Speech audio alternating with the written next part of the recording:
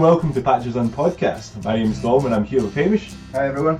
And I'm here with you. Hi. So this week we're going to go over the games, news and movies that we've seen over the last couple of weeks and give our thoughts about it. That was a good fourth attempt. Ah, it was pretty good, wasn't it? Yeah. It just sort of rolled off your tongue that fourth time. I think you're any better, man. Yeah, it takes me like 6 tries. Don't forget, Hi guys. I've got all the master copies of all these podcasts, mate. You will release them. I'll make a compilation of you fucking up the intro every time, mate. In fact, I don't think you can put videos that long on YouTube. Well, Wasn't a wheel for 2.5 hours. I'm a perfectionist, I like it. Just right. So guys, went to the cinemas for the last couple of weeks. How did we enjoy movies that we've seen? Personally, I've only been to see one and I was really disappointed and angry. I know like it's a common sort of thing for people to know about live action Disney movies, but that Lion King was god awful. Hugh, what do you think about it? It wasn't god awful. Your face says otherwise. You're looking around there like, well, what can I say But good about this film? If I'd never seen the 1994 cartoon version, Yeah. I'd have went, that was okay. Mm-hmm. Yeah, it was okay. Like, everything about the film was okay. But some of the voice acting is excellent. The new Timon and Pumbaa voice actor. But like, no. And Seth Rogen, And Seth Rogen. Why did I forget the most famous one? They were really good. Yeah, they were probably the best part of the movie for me. Honestly, like they were really funny and really well voice acted. Seth Rogen can't sing for shit Yeah. Yeah. at all. Billy Eichner's a surprisingly good singer. I don't know if he can sing, but They take the piss out of that pretty well though. Yeah. Like, he tries to sing several times and it just doesn't work. It just yeah. Donald Glover as adult Simba had nothing to work with whatsoever. There Well, was yeah, I nothing- felt with Nala as well. No. Beyonce had nothing as well, but then Beyonce's always kind of been a garbage actress. Don't even start me on her lines. They took me completely out of the film every Yeah. single time. You're just like, oh my god, why? You could tell it's her and she's trying to do her sassy accent she did. Gold finger, Gold member. Gold member, sorry. Yeah. Like, there's a line at the end of the film where like it's Scar and the hyenas attack Simba and she's like, let's get him lions. And you're like, what? It's so cheesy. Yeah. Donald Glover, I could take or leave. Like, I don't think they needed it to be Donald Glover. No. I think they just wanted it to be a big name attached on it. Fair enough, he's a good singer, but he only had like 1-2 songs or something like He had the end of Kuna Matata that. It was extremely stripped down. But Beyonce was totally unnecessary in some ways. Like, could have been a good voice actress in there, you know. But Yeah, it could have they wanted to get Beyonce so that people were like, oh my god, Beyonce. It's going to be nuts for it, so money. Some of the major problems I had with this film is because I've seen the original Lion King so many times. It was like a film, I was only 6 when it came out, so we watched this over and over and over again. Mm-hmm. And the line delivery, like some of the lines are the exact same. Yeah. So the line delivery that you know, that And you've got in your head, everything about it was just this, A wee bit off. they just changed it slightly and you just went, oh, that was off, oh, that was off. Like No, James Earl Jones Yeah. did all his lines differently, whereas you could have just took his 94 voice acting tapes and put them over this film. Yeah, I would have seen that would have been a better idea than what they did. Because I mean, like, what's the Can't Wait to Be King when they started doing that? Yeah, Like, they had bits sort of off key in that, and I'm like, just to make it sound different. What? I also, there's no, But then there's you no can't- flourishes. You can't do what animation does and takes you into like like the Surreal. Just Can't Wait to be King.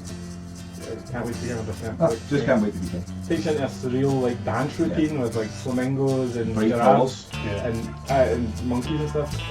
Like they kind of tried to do that, but you can't do that in real life. No. I mean, that's what the thing is. Do you think they really should have leaned pretty hard to do like live action, real CG, but with like out any of the. It looked I don't amazing. know if you would say like, what would be the correct word for it? I would like to say the word zazz and steal that word from like an Adult Swim. The zazz, the pop, the panache. Yeah. Like that's what like it takes away that part of the art for it, therefore makes it lifeless. How do you make something that looks that gorgeous lifeless? Yeah, Sometimes like when there was a scene, obviously they can't over animate their faces. Because then you get that other movie Aye, that they did, like the zoo one, and it was awesome. Creepy, man. But sometimes you just feel The like wild you're watching like a nature documentary with a voiceover. Mhm. You know what I mean? Instead of actually, you know, lions or whatever animals interacting with each other. You know what I mean? Yeah. Yeah. Well. Yeah, and then I'm absolutely with you on the line delivery. Jeremy Irons was sorely missed then. Yeah. As Scar, he was my favourite character. Who was the voice actor this It time? was Chiwetel Ejiofor, and Yeah. he did alright. 12 Years a Slave, Mordo and Mordo, Doctor Strange and stuff like that. But the one line that just totally ruined it for me was, that iconic, he's got Mufasa over the gorge, long live the king. I remember watching that when I was a kid, and I got goosebumps all over, and I was like, oh, this guy's a fucking badass. I love this guy. And then when I watched it there, I mean, obviously I knew it was coming and stuff like that, but it was more just it just didn't have the gravitas, it just didn't get Power in me. his voice, And the same with like the song, Be Prepared, he was basically just kind of talking, like it wasn't even like an actual song, but Yeah. and maybe that's because they're trying to be a bit more realistic and grounded, but it just, I think the reason why I really didn't like it was because, was it 5 years ago, 6 years ago, they re-released it in 3D, and 3D was really big, like the Lion King done for that. And you're like, I don't know, maybe if that's what sort of like, I've seen it recently, I've seen it in like, a while, and I was like, okay, maybe, something's improved, something's different from it, and you're like, Yeah, they didn't take it in any different directions. They stripped the story down. They didn't do what they did in Jungle Book, which I was expecting. I was going, okay, maybe they'll change like subtle things, like they did, like with Shere Khan did with Mowgli. Had that whole section with like it was all the animals around them when the fire was going in the remake, rather than what they had in the original. But I don't know if it's because they had so much more to work with the Jungle Book, and that was back in what. Well, they did the same with Aladdin. They changed the story back towards Jasmine. They focused the story on her. and they changed like the ending and stuff like that, like no big snake. No big snake. No big snake. Yeah, but like this, but they couldn't really do anything with that. I think the Lion King's too iconic. Even though Aladdin and Jungle Book are massively iconic as well, like I think the Lion King was a big deal for our generation. It was a huge deal for us. I watch it twice, 3 times a year.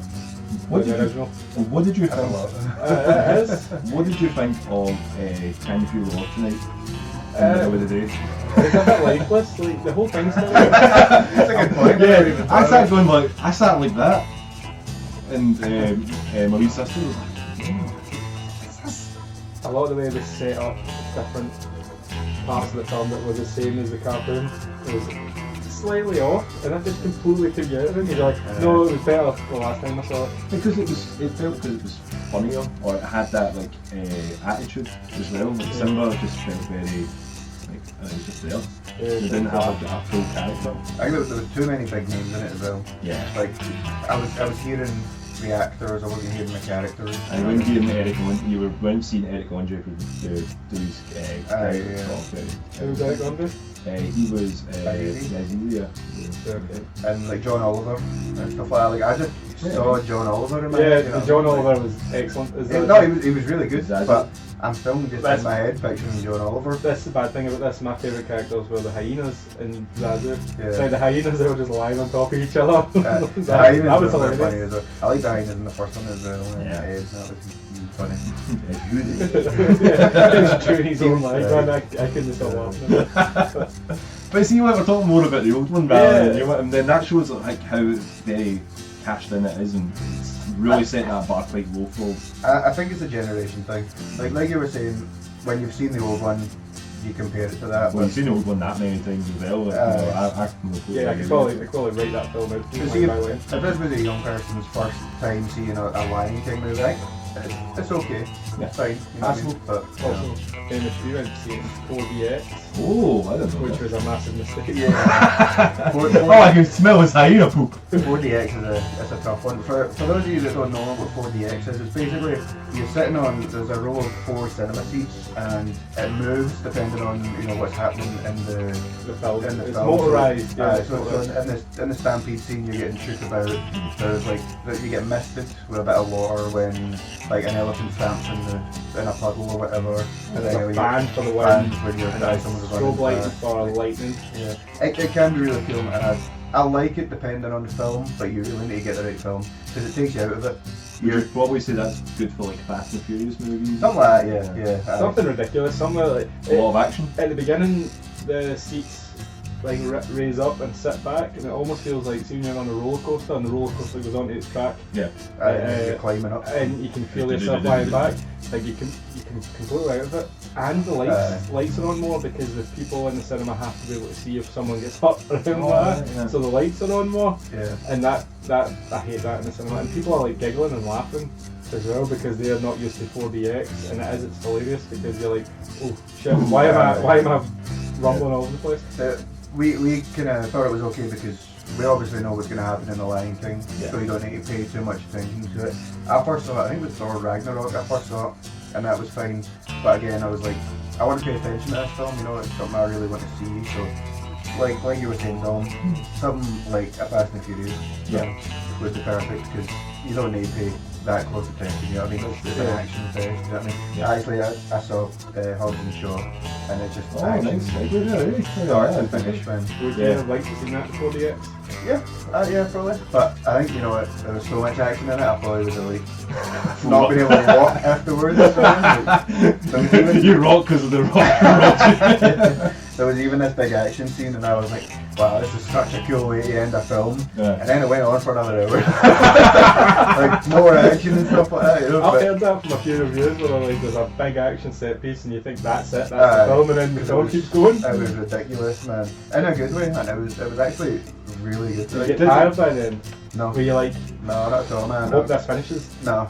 Did, No, how was Statham and Rock sort of was Chemistry? that was the best part of the film. That's good, Definitely. that Their chemistry was just, it was perfect. Like, because I liked how they did, like, it was at Fast 6 when they were sort of introduced for it. I can't really remember when they sort of Did crossed. Statham do his half American, half English accent? Like, man, no, he was pretty English all through it. I think. Yeah. got pretty. So they says asshole now, it's like Americans are, you asshole. You Like, ass. what? Yeah. Actually, see that you said that. Yeah, it gets to me when, Yeah. because they have to do like a, He seemed pretty English. Maybe it was just against the very, very American rock, you know what I mean? Like, but no, it was surprisingly good. I mean, obviously you go into these films and you expect, well, it's a Fast and the Furious spin-off. Yeah. It's going to be mindless. Like, I wasn't going in thinking this is going to be an Oscar winner or anything like that. But it did everything right, man. It, like, There's all the right buttons. like the chemistry between The Rock and Jason Statham, Idris Elba, and the bad guy. So cool. There's so much testosterone in this film. yeah, Like, The women came out with beards. yeah, three of the biggest action stars right now. Yeah. But even the woman in it, Vanessa Kirby, Yeah. who plays like a much bigger part than I realised looking at trailers and stuff like that. She was really good as well. And is that not Jason Statham's sister? Yeah, Yeah. Yep. I wasn't sure if that was a reveal or not. Like they I kind mentioned it in the trailer, that's the only reason why I know that. they kind of make it in the film as if it's a reveal. Okay. Because Jason Statham walks into her and The Rock fighting, and he's like, you know, What are you doing there, though? don't point that fucking gun at her, and I was like, that's my sister, and then you're kind of like, obviously, like it's pure obvious that everyone else apart from The Rock, basically. There's good music in it. It was the director as well, David Leitch, I think his name was. Right. Deadpool 2, Atomic Blonde, the first John Wick. Three excellent films. So you know the action scenes are amazing. Yeah. Deadpool 2 ones were always really good. Atomic Blonde's a film I really need to get everyone to see. I've not seen it yet. It's excellent. We need to get together and watch it and actually maybe do a review of it because it's Woman John Wick. There's great kind of cameos as well, these smaller parts. There's like Helen Mirren, she comes back, she's Jason Statham's mum. I think she was in The Fate of the Furious. Yes, there's so many, it's hard So to even know many. which one they came in, man. I can't remember which film I've not seen now. I think I've not seen the last 3 or 4. Did you see the one that Dom went bad? The Tom's went bad, Dom went rogue. That one? I think I saw that one, yeah. That's the last of the Furious films. I've not That's seen- when- I've not seen the submarine chasing the cars, except my brother Jason. He couldn't help but show me that. He was like, watch this submarine, and I was like, I don't think submarines can do that. You what with them, you should know. Watch this submarine. I think it was one of them. It might have been 8, Yeah. but there was a scene in a prison with The Rock and Jason Statham, Yeah. and it was their chemistry in that. Apparently, you know, it was because of their chemistry and that they decided to make this film. Did it not upset Vin Diesel? Yeah, Vin Diesel. Apparently, like, Vin Diesel wasn't happy, and like Tyrese Gibson apparently cried, like, because he never get cast in it. Was he not pumped up on like drugs, like painkillers and Xanax and stuff like that? He came out against The Rock. He says like, we shouldn't be waiting around for him to come and choose the other movies. We started this, and then they were just like, yeah, you're no longer in these movies now. And he's like, what? Excuse me, it's The Rock you're talking about? Yeah, he says like the biggest movie star at the moment. You know, I mean, can't the really Rock plays The Rock in every film he's in. Yeah. I mean, there's no different characters. But there's also like some familiar faces. Ryan Reynolds, hilarious in it. Wow, really? Kevin Hart, really funny. Yeah, I didn't realise either of those actors were in it. I know they were never advertised. Like when they came on, I was like, oh, look at them. Ryan Reynolds is fucking hilarious in it, really. Roman Reigns as well. I heard that he's had a wee bit for he going plays back to the island, isn't it? Yeah, he's back to Samoa. He plays The Rock's brother in it, but I think the cousins. That family's wild, there's so many. There was just some wild Samoans there. Yeah, ooh, wrestling reference. Here's something that I do want to say though. I don't want to say it just so it's on record, so if I'm right, I can go back to it, right? Okay. Basically, he's wrong, he is. If I'm wrong, well, what you'll see. He's usually wrong. Right, see when you do see it, if you do see it, or any listeners who see it. Basically, in the cell, he's like modified, so he's like kind of part machine, part human, right? AFX. Yeah, basically.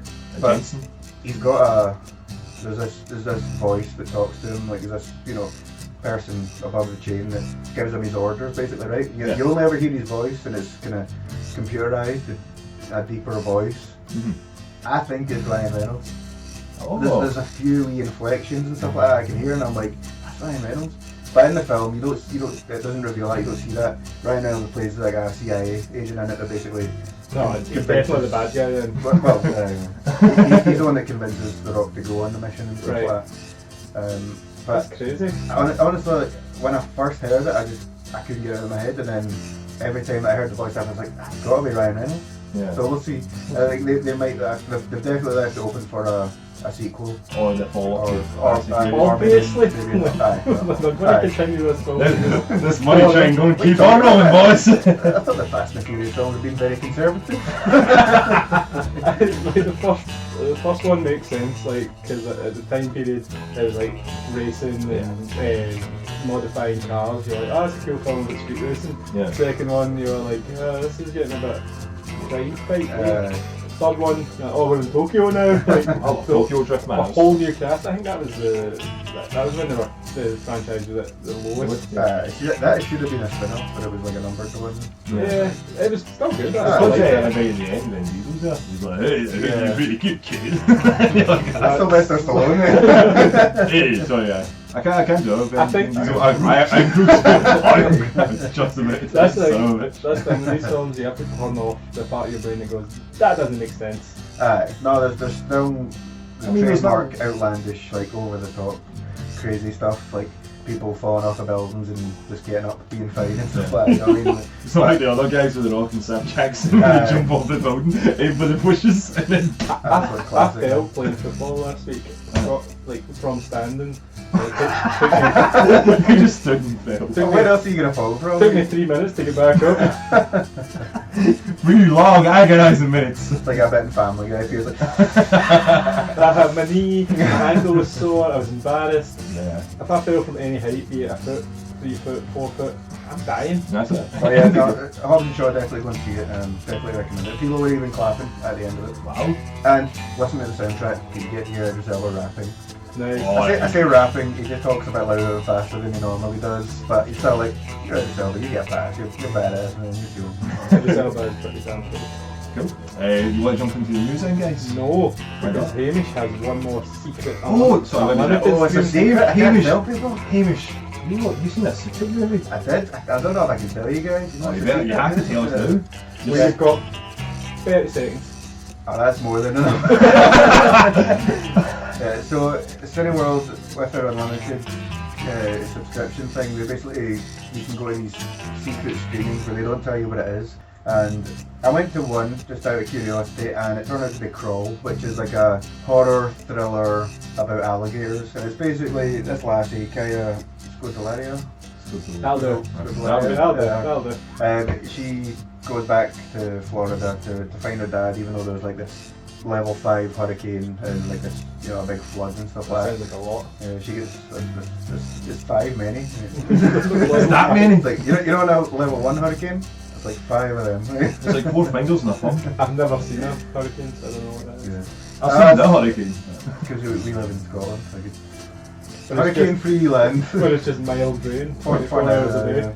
Yeah, so basically she goes home to try and save her dad. They get trapped in there with alligators. I've never seen so many people leave a theatre in my life. And it wasn't even that bad. Like, and part of that, you don't know what it's going to be. So there might be people that are like, I don't want to see a horror film. I don't like horror films. Maybe some of them left for that, but honestly, maybe there's 30 people there. Wow, that's a lot. It wasn't that bad at all. Like, it was okay. The acting was actually really good. It was a very okay. B movie, yes. Aye, I mean, it was. Aye, It wasn't Sharknado-esque. Well, the director's other film was Piranha 3D. Nice. To give you an idea. Yeah, did you mean Piranha Double D? That was 3 double Ds. 3 But double D. it was mainly horror, and Barry Pepper played her dad. The acting was fine. Everyone else, they only showed up for 5 minutes and got eaten by alligators, so can't really judge their That's what you pay your money for with these type of films. That's true. When are they going to get eaten by When are they getting eaten by the crocodiles? A lot of these films, they show like real alligators who are disinterested in everything that's going on. Like, there's the actual. That's like as soon as an alligator's had a meal, they're fine. You know what I mean? They don't just like, oh, there's a human, I'm gonna mutilate you. You know. It's like most girlfriends with girlfriends. But you know what? It was okay. If you like horror films, you like that kind of film. Is it gory? Oh, it's very gory. Yeah. Jump scare? Not so many jump scares. There's a couple, but it's more gore kind of thrillery. Like, Is it Deep Blue Sea but with crocodiles? yeah, kind of. She's like, it builds on the whole relationship. Like, she used to go swimming. Her dad used to coach her like to go swimming and stuff like Obviously, that. That's how she can like swim under the. When the gators. They're in the like the basement of this big house and stuff like that, and she needs to swim and avoid the alligators and stuff like that. But the best part was the film finishes, and then as soon as the credits roll, it plays this song. Like, see you later, alligator. And the whole fucking cinema just erupted in laughter. Partly because it's like that's just a ridiculous song to put on. Partly just because that's a ridiculous song, right? But Yeah. I've only ever been to think one and wanted screening, and we were lucky. It was Incredibles 2. oh, nice. And we were super happy for that, obviously. But I think I may have watched it if that film started, because I thought it might have been Hobbs and Shaw, or there's another film. Well, that was already It out. might have been a Well, Quentin Tarantino film. Oh, Once Once More in Hollywood. Yeah. that would have been nice. I think this Chrome comes out the 23rd of August or something like that, so I think it's like. Book your tickets now. I don't think it would have been no shot. It would have been nice if it was. Yeah. Once for That's the nice thing about the limited card though. You don't think you've wasted any money on it. Aye, that's it. Plus, I also, I had drinks with me. I had beers. So I wasn't gonna leave. I paid for them. Yeah. No, it was okay. It had some redeeming qualities, but overall, it's not for people unless you like those kind of films. Yeah. But yeah. So, Hugh, Yeah. what were you doing at 16 years old? Oh, I don't know if I can say on this podcast. I can tell you what you were doing. Probably watching Dragon Ball. I was doing that. I thought that conversation was going a totally different way. I've been doing that for the last 20 years. Yeah. I still watch Dragon Ball to this day. Probably that age. Probably the age of 16. You were just thinking about having a good laugh. Playing video games and stuff like that. Hamish, you don't recall it the same? 16? I was drunk. Playing video games. He's like, don't bring up my past. No, definitely, yeah. Yeah, something like that. So, 16-year-old had won 2.4 million playing Fortnite. Nice. A 16-year-old won that. $100. That was pounds. He won $3 million. So that was For our listeners across the pond. across the pond. For all that two Please. listeners, I think we had 2 listeners across the pond. We appreciate it. Yeah. $3 million at the age of 16 for playing Fortnite. That's wild. It's insane how much that game's. So, do you think that's Fortnite peaked now at this, or do you think it's going to be one of these like over the top now that they're going to have like esports? It's going to get crazy sponsors now. Here's what I'm going to say. This tournament was ran by Epic Games, who own Fortnite, who developed it and released it. This is an advertisement. They're just trying to keep Fortnite relevant and trying to keep kids playing it and buying, you know, packs and whatever else kids do on Fortnite. This isn't a serious, independent, you know, esports thing. This isn't like this is pretty much if I don't know how to say it, but like the company behind it is paying this money, which is a fraction of what they make off the game, to keep the game in the news, to keep it relevant, to keep people playing it. Well, like you say, it's advertising. It's just advertisement. But I mean, I think it's going to work. Like, to answer your question, Dom, I don't think it's going to beat for this. I think it's making news. Like, everyone's going to be talking about, holy shit, a kid won $3 million playing a fucking video game. It's a good advertising, but it's not to be respected in the same way as someone winning, you know, a sporting event or an independent event, an independently ran. Who else is going to be able to talk? Because I've read that it was 30 million, like the total pot, like for like second place, third place, whatever else one thing. 30 million is a lot of money, but not to Epic Games, who makes, you know, far more than that on Fortnite. This is a fraction of their like budget to be used to keep this game as it does. But with having like that, you know, even though like this had that much money spent on it, how much money do you think they've probably made now with that exposure with Fortnite coming out there for that advertisement? How many more people are going to go, I'm going to download that, I'm going to... how many kids are going to be like, oh, I want to be that guy? Oh, they're definitely going to make their money back and more. For everyone for cosmetic purposes as well. If they had limited edition, or but you know you get that with like Street Fighter, Evo and stuff like that, they'll give you the special costumes. Do you think they're going to be like... The thing I'm trying to say is the prize money isn't relative to the popularity or the organisation behind it. You're just being a snob because it's like, oh no, it's no. It's almost like it's a paid advertisement. Like the 3 million isn't like the same as if you win like the US Open tennis. Like the money isn't put up by an organising body independent of the players. No, I get what you're saying, but like, I don't see anything wrong with it. I don't see it. The only thing wrong with it is people need to realise it's not an indictment of how high up Fortnite is as a game. Well, it is up pretty fucking high. It's a manipulating tool by a major company into making people think that this is now part of pop culture.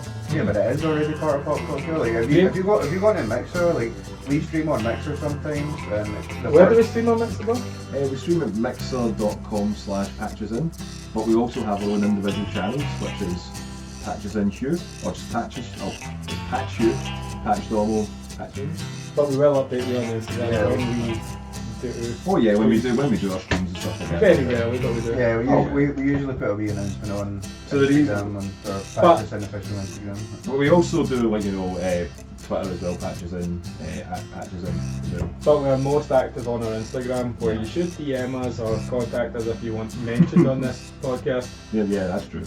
But you see, speaking of Mixer, for it as well, for the news with Ninja, sort of jumping platforms like a couple of days ago. I didn't Xbox like buy them. Yeah, I didn't think that companies could just buy streamers. It was so bizarre, such a strange more thing. money. I've got a question. Have you ever watched any of his streams?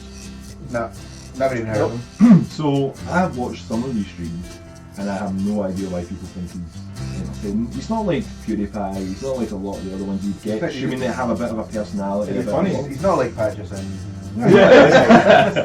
Like humble brag. Mixer.com/QAA. It's more like he plays.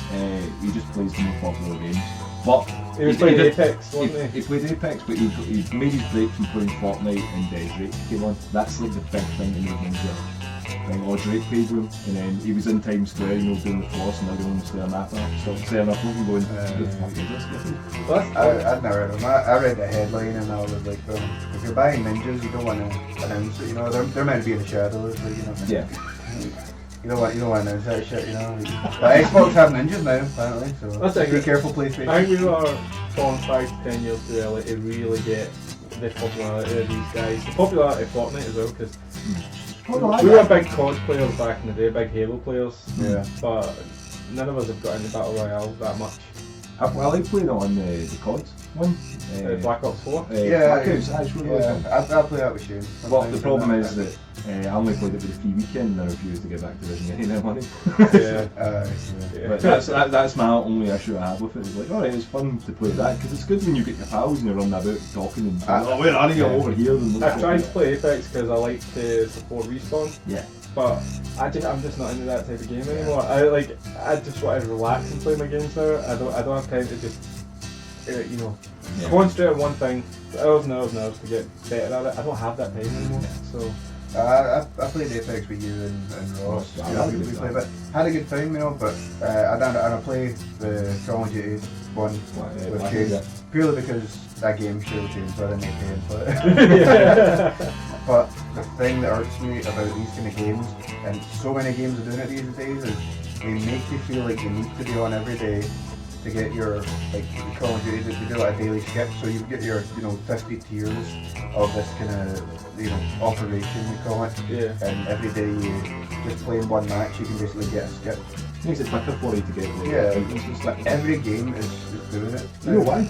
Because it makes money. They want people to go like, oh, they're getting lazy, let's put it in, it's microtransactions. And then one of the reasons why I don't like Activision, and they made it very clear when they did with Crash, the real Crash Team Racing. Yeah, I was going to bring that up later. The microtransactions brought in after reviews, and people had bought the game without microtransactions in it. So now you're sitting with a game that is different from when you first bought it. Yeah. I know, like, companies do that. They shouldn't do that. That's no, the thing. they absolutely shouldn't, but Well, they do because they want to release a game, get great reviews, and then they change it up. But those reviews still stick. All the companies that have given it a high score, that would never have given it a high score if the microtransactions were already there. But they're still what people see. Well, the problem that's the issue with modern gaming with the microtransactions though, because they make games more grindy. So you get less time, and you're like, oh, fuck it, I'll just pay $3.99 and skip this part, or like in Assassin's Creed where they got an XP doubler, I think it was a doubler, an XP boost. They let you get through the game quicker, so you don't have to grind, and it's like, that is a built-in mechanic to make you go buy that. Like a mobile game where it's like, you have to wait 5 minutes. When you get more gems, whatever. The same logic they have for that, they're making more modern games into mobiles, but they shouldn't be because we have mobile phones, it's like, as Blizzard, Activision Blizzard said to us once, we've all got phones, right? So, I mean, I'm okay, but it says, but you're paying already like over £50, nearly $70 for a game that's not full, it's not complete, but yet it's a grind, but yet they want you to pay more money for it. That's like they say, but the single player games don't work, and then you've got all these other, And that's not to say we don't buy DLC. Oh, yeah, I buy DLC. I bought Spider-Man's DLC. Yeah, but that's totally different. Yeah, that's the thing. We're not shitting on all downloadable content. We're shitting on the there's a huge difference. Add-ons. There's a huge difference between microtransactions and DLC. Because things that actually add. There's a preview for EA debate. I'm sure, like, see with yourself, You're gonna win. I'm sure with yourself, Hamish, you did play World of Warcraft years ago. Yeah, well, I still do. Yeah, you still see it occasionally for it, so you have a bit like, you can skip that, you can go straight to like the top level. Yeah, you get like level boosts and stuff like that. From that as well. The game is like 15 years old now, about 15, 16 years now? It's at least 14, something like that, or it's going to be 14. Yeah. So say like over 10 like, years. so you were playing, say like, maybe back in 2010 before the like the lunchtime sort of ones for it. If they started making everything a complete grind and then started offering you, just pay £2. I'll just pay for that and you can skip this. I'll just do that for you.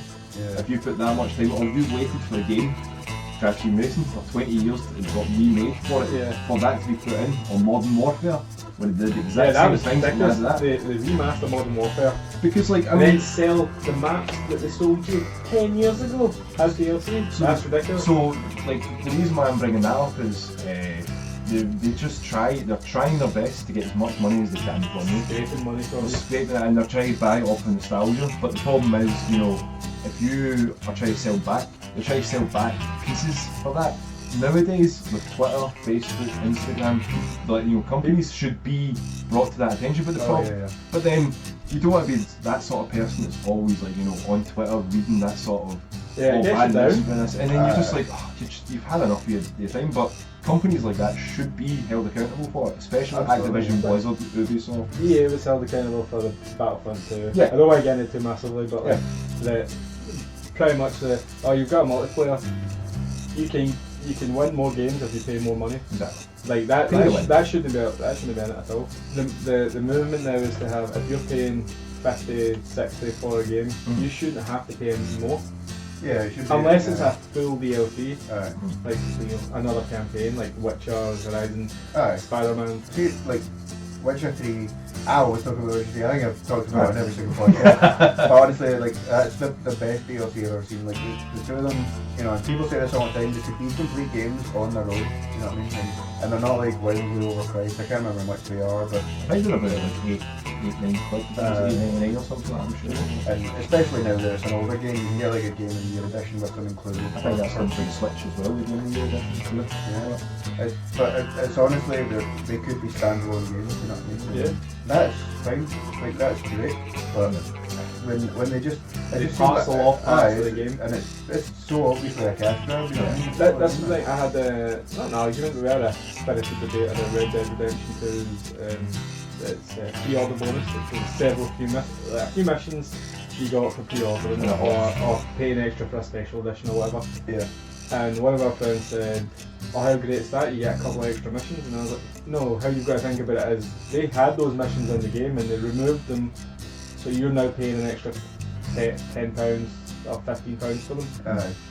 The game's not even out yet, and you're paying for extra content." Yeah, it's different. Like, and I think that's when there needs to be a clear definition of using the word additional content. Yeah. You know, if there's something that's been added 6 months, even a year down the line or whatever, fair enough, because obviously they've had to put man hours and they've had to put development time into it to make it. That's fair enough. But see, when they make a game and then Day one DLC. like they specifically withhold stuff just to charge you more for it. Or when Capcom did the Day one DLC when on the disc it was sitting there ready to go. Street Fighter Cross Tekken? That was Street Fighter Cross Tekken. There was costumes on the disc that you paid to unlock. Yeah. I'm sounding like this is like a new thing. This has been going on for the last 8 years, something like that. But speaking of Red Dead Redemption, Rockstar getting put through the ringers for not paying tax in the UK, and so they want all your money, but yet they don't want to pay contribute to the society that of course. is funding them. Yeah, because it's like the whole thing is like it was supposed to be a development thing for people in the UK. Right, well, I'll explain the tax relief. Go ahead. The tax relief fund was to prop up, which is quite a big industry in the UK. We have a lot of big studios. We have Rockstar now, Ninja Theory, Rare. They're all UK companies, and some of them are medium-sized, like small indie developers. And a lot of them now, see when we were at EGX, that a lot of them would have been funded by this. There's a tax relief that gives money back to these companies when they're developing games. I think a lot of them are a lot smaller than most people realise as well. Yeah. Like, so a small team. Microsoft, not Microsoft, Rockstar got 42 million back from that, which is 19% of the whole fund for the last 5 years for the biggest. They have the biggest selling entertainment franchise ever. Yep, they had the fastest selling media. When was it made $1 billion in 3 days? Rockstar made $4 billion operating. Otherwise, I I think they made $4 million. $4 billion. This is chump change to them. Yeah. Yeah, even if we had to pay it back, it wouldn't really be. It's almost like this. It's again that's games companies are just scraping as much as they can get from you, and it's not even the small guys. It's the biggest companies are like, we need everything. They want control though. They want to have like that sort of we want to be known as the big boys at the table here. We want to let you know that you want to work for us, and we'll pay you less and give as an industry that treats their workers like shit. How do you treat their workers like shit? Are you referring to the 100-hour week thing? No, I'm just saying like the industry in general. Not just Rockstar. It doesn't just. I'm just saying like in general the video game industry treats developers and low-level guys really badly, like developing games, and then on the day it's released, redundancies everywhere. I don't know exactly about Rockstar's like. There was that thing came out with the 100 hours thing, and then people saying, you know, it was like abuse, and there was a whole sort of thing from that. But then that came off the tail end of the Activision Blizzard and a couple other companies in the exact same. But no, It was bad wording. No, that was clarified. It's basically like the higher level executives are putting that time in, but no one was forced to do that. You know, But that no one is forced to do it. It was the term- no one's forced to Yeah, do stuff, it's- but if you don't do it, Yeah. you're kind of shunned. I know, I get that. But It's more like it's the term that they famously used, that they've used quite a lot, but they don't use it now because so many people have popped on that they used it. Is we're not putting a gun to their head, yeah. so now they don't use that. just a because- knife to their throat. Yeah. Exactly. But what I was going to say about Rockstar is, like, I don't know if it's Rockstar themselves or Take-Two Interactive, It's Take-Two.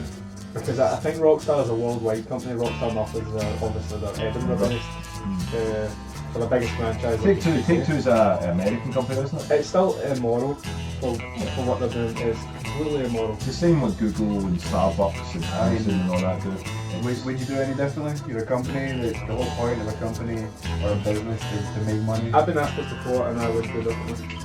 See, the problem is, like, it's because like we're not in that spot to have that sort of. We don't have that much money, and we don't have that say in that. But then I look at GTA 5 and I look at Red Dead 2. GTA 5, fun, play multiplayer. Not a big fan of the story. The story was a bit. It was okay. Very good thing. Sparkle weekend. Sparkle weekend. We're going to do this every single podcast now. You know what? I was actually so sad that I wasn't drinking cans. It was so satisfying last time, but now I can't listen to it. So I was saying for that, like GTA 5, it just wasn't as good as I thought it was going to be, and I was like, it was okay. I mean, it's not like I'm having like, oh, I hated GTA 5. Loved the online play. I played it online for hours. Red Dead Redemption 2, on the other hand, I did not like. Yeah, I think I remember you saying that you kind of stopped playing I it. stopped playing it, and then the online, I was like, okay, let's see what the online was like. Is Red Dead UK developed though? Yeah, Rockstar. Yeah. Is it? Yeah. I thought it was Rockstar Canada. I'm sure in Montreal. Isn't it? Yeah. Well, I'm not. Maybe, I Well, don't know, I can't remember. I'm not sure, but it's still under the Rockstar sort of play for The it. main point of this is Rockstar are shitheads Yeah. for not only not paying tax but also taking £42 million off Out of that. out of our tax-paying profits. Yeah. Tax-paying profits. We also got the news as well with Sony selling over 100 million. Can I just say, like, I'm doing my part against Rockstar, right? There's a glitch in the new casino update. I'm making bank, man. I'm making a lot of I money. just want to mention this. That is the most blatant type fuck you to governments that say that there's no gambling and Oh, yeah. is creating Well, a casino that you can put real money into, Yeah. but then cannot get real money back from. Well, fair enough, yeah, you can't get money back. But That's the main point. But it's been like, there's over like 50 countries it's not allowed in, like, because of the strict gambling laws and stuff like that, you know. So then their claim that it's not gambling is bullshit. Well, no, I mean, you can't really argue that it's Oh, sorry, not yeah. gambling. Hamish, it's okay. We all understand you love surprise mechanics. But I can Yeah, get your yeah. point from it as well. But the Yeah. problem is there's like the industry with gambling, especially in the UK, may not. It's Like, not at the well moment, regulated. it's not, because now that they've had to put in like a minimum bet of like £1 that's got to be rolling out, I think at the end of 2019, you'll be seeing places like Willie Hill and Betfred and all that just close down their shops for it because everyone's online rather than using it. Yeah. But then, like to say for that, it's still when it comes to like gaming sort of one for it, FIFA, Ultimate Team. I was going to start about Ultimate Team, right? Oh, okay. Well, I used to put in confession time. between £50 and £100 worth of. And Wait, a year or every month? For a so year, what was or- that? £1,200. 1,000 Every month? Every month you put £100. Around that, right? Wow. Yeah, around that. Oh, what's up, man? But it fed into, like, you know I'm a collector. You know I like getting all the shit. Yeah. I like getting all the complete collections. Yeah.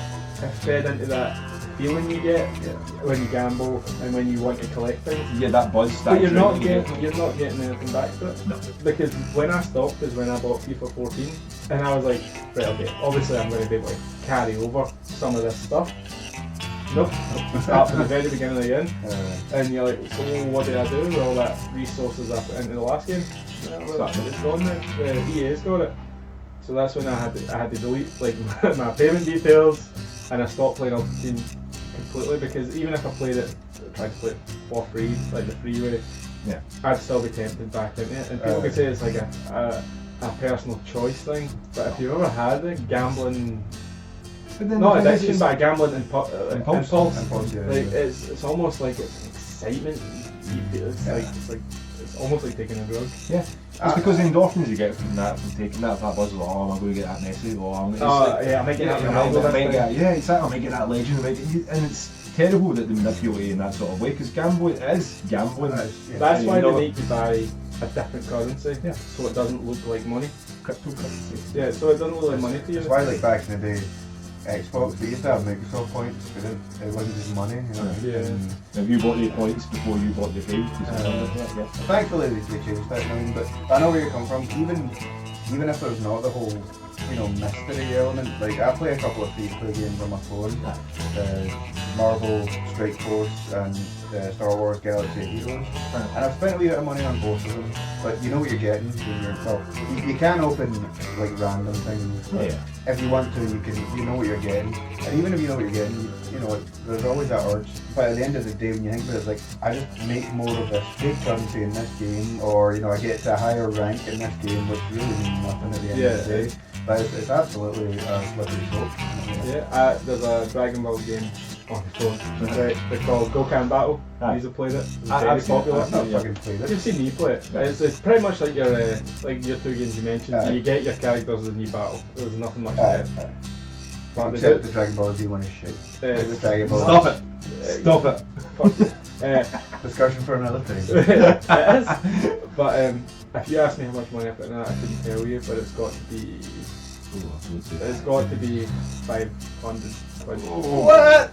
I put like maybe 20-30 quid in each game. Do you know what happens, right? They'll come out with a new character. And you're like, that's the new meta. I need to get that. That's the And that's why I no longer have it on my phone. I no longer play it. So, I mean, because I don't have the personality that would be like, I need to get these characters. But see, thankfully you've got that sort of under control. You're not going crazy with it. It took me a while. 500 was like quite a lot for that, but that was probably spread across months. There'd be people that have been doing that, weekly. You get people that are like in that kind of community called whales. I must have been the whale. They were like looking at me thinking, "No, what's going on?" He must be Moby Dick.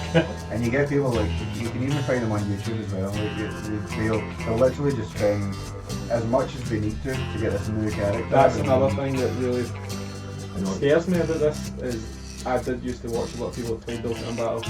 They would get free stones to get these new characters. They would get the free ones from the company whoever made the game. So that they'd show you pulling for these characters. And it makes you go, oh, I really need to get this. And like, it sounds awful. People probably thinking, just stop doing it. But like, in that moment, you just want it. It's not as easy as that. I remember watching, and it was, in Star Wars Galaxy of Heroes, there's these legendary events, and you need like a full team of 5 people at like the highest kind of like star rank, so you need the most shards from, and like these events they're only on for a limited amount of time, and I remember watching people and they're buying crystals or buying crystals, unlocking these packs, and then they're genuinely like, oh fuck, I never got enough of that. Oh, like, head in their hands, right, I need to buy more. Like they're literally like, they feel at the time like, my god, this is ridiculous, but then buy more. Buy more, you know what I mean? Like it's not even like, people are just kind of like, oh, it's fine, I've got the money. Like it's an addiction. That's super dangerous, especially you watching the Jim Sterling. Oh, Big Jim, He goes after the same Big thing. Jim, man. You've probably watched him up here, but Big angry Jim. He's Big Angry Jim. He goes after these fear practices. And give us a shout out, Jim. Big I don't listen to this. I'll ask him, right? But he pointed out there's like seminars where people go, like developers go, and they're talking about these things. They're talking about like catching people, how to get them on the next thing. You have to pay this, and like so when people defend companies and say, oh, it's not actually like that, they are aiming for that. They want that person to spend $3,000, even if it. puts them in massive debt and hurts and destroys their relationships and stuff. They don't care. They want your money. So what happened? Remember, like you even mentioned, it was like that kid that spent, I think it was like $2.5 grand on FIFA stuff. Yeah, on I the saw Xbox, and then the dad was going nuts for it. And it's because the only reason that they managed to do that is because they bought something for him, but the kid seen him do it, so just copied exactly what he did and put it in, and started spending the money. But he didn't know that was costing real money for it. Yeah. And then to him, that's just a couple of clicks. And he can that's it. That's why you never see the details. Because like all you can see is like they went to the far end and went, oh, there's £100 back. Oh, there's £100 back. Oh, there's £100 back. Oh, look how much money I've got. That's the thing. But it's what happened after it as well. With they came out and says, oh, you just need to go to your settings. You need to just change this. You need to change that. You need to make sure that put this on. It's like the game is rated flawed. Then you shouldn't need to have a precaution. Where does it stay in the box? FIFA's rated E for everybody in America, and it's free. What is it here? What is the rate system? 3+. I'm looking at FIFA right now. But yeah, that's a good point. Do you think games that have any kind of gambling element in it, should they be rated 18? Yeah, rated R? R? I can't bet in this country without being 18 and having an identification. The only reason why I say yeah is because I'm over the age of it. So if I was younger, no, honestly, I think that's the reason why. Because like you can't really say that for it, because if it was like if the game came out like that. So say like Gears 2, we were playing that, and that was rated 18, and there was no way we could get that game at the age of like 16, 17. I played San Andreas. My dad let me stay at school to play San Andreas. We're getting off topic here, but like I was only 13 when I played that 18 game. Yeah. In this country, games aren't treated the same way as films. That's different though. Like even with films, like I think the majority of people in Scotland or the UK saw an 18 film before they were 18. You know what I mean? Back to microtransactions. They're bullshit. End of story. They shouldn't be in full price games. If you want microtransactions, release the base game for free. Yep. So boys, Google Stadia came out saying about. I did a Reddit sort of form with questions. That never ends well. No, it really doesn't. So it also came to the fact that they were avoiding a lot of important questions people had, like the fact that do you own the games? What would happen if Google Stadia stopped working or actually disappeared, like altogether? And they got no answers from it. They got very like. Change is scary. Change is scary. Remember, a lot of people thought, just having MP3s. Oh, now everyone's on Spotify and they have their music like this. Games will do that eventually, but they didn't really sort of stick the landing for it. A lot of people will just raise other concerns. Avoiding the question. And as I said, like I was very sceptical of it when it sort of first got announced, and then we were trying to do the speed test up here and we couldn't really get a good sort of signal. But when I said, like, I've got pretty good internet in the house, and when they got in and said, yeah, this isn't for you. UK is one of the launch cities for it. It's not very one of the launch cities. One country, sorry. No, don't. No, UK city. I'm not even drinking. Never drinking. So the UK is one of the countries that is getting launched for this, and yet, gamers won't be able to have. Most gamers might not even have the right broadband for it. But now that we own these games, and these are latest games that are coming out. I mean, they're getting Destiny 2 like for free for it. They're getting all these sort of other ones like MK11, but they won't. They didn't sort of say that you'd own these games if you know what would happen for it. But you were saying earlier that something is up to the developers. I think it's the guy that runs Google Stadia. Checking your notes, man. Phil Harrison. How unfair are you? Yeah, you'll be able to keep your games even if they're off the marketplace, as long as the developer doesn't pull them. Yeah. And it was like, well, that means two totally different things. If the developers usually pull them, like Marvel Ultimate Alliance 1 and 2, right?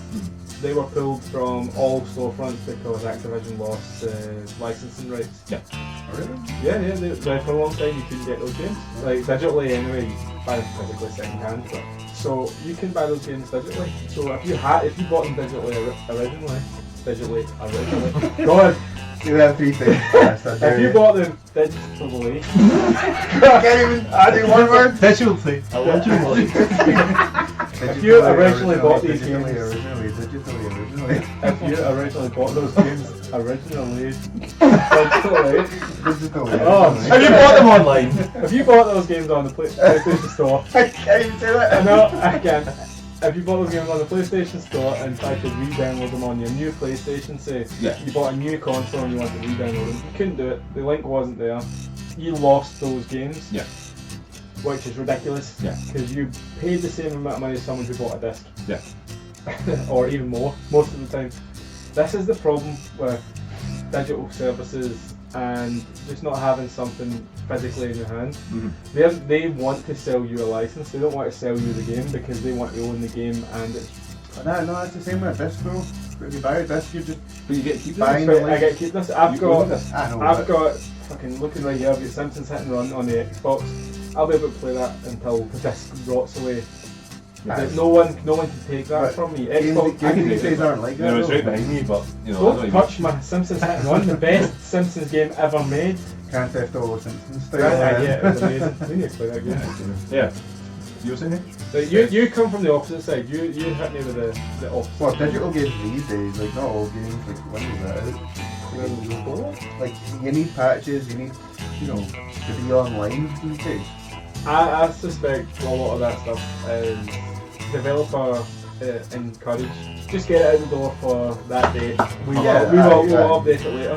We'll get thing. Whereas back in the day, if Simpsons Hit and Run needed a patch or needed fucked up at certain points, they'd have to QA test it for a lot longer and then fix it because there was no fixing it after it came out. No, I get it. Was it Kojima or was it Miyamoto that said like a rushed game is always bad, but I think it's Miyamoto. a good game is always good. You know what I mean? And I would much rather that games took a bit longer. Yeah. They're not like Cyberpunk was delayed. Yeah. And I am totally fine with that. As much as I'm looking forward to it. There's a million games for you to play in the meantime. I'd rather it was perfect. Yeah. No game's ever going to be perfect, but you know what I mean. Yeah. You would rather it was perfect as it can be. Kojima didn't say that, but I think he would say that about Metal Gear Solid 5. Grand Theft Gear. Solid 5. Grand Gear. Rise of the Simpsons. But because they pretty much cut off his development 3/4 of the way through. But he was spending so much money, man. He was like bleeding Konami out for that. But what was the point? It was supposed to be because it's ownership. I don't know. It's supposed to be ownership of. The ownership. Yeah, no. See when Stadia came out and said that you basically won't own the games. Well, they didn't say that. Like they just basically said like the way the future is that everyone's streaming things, so don't be scared of the future. Meaning like what you're saying is the license. That's a roundabout way of saying we don't want to tell you that you won't own the game. You could pay 40, 50, 60 pounds for a game and it might not be there when you want to play it.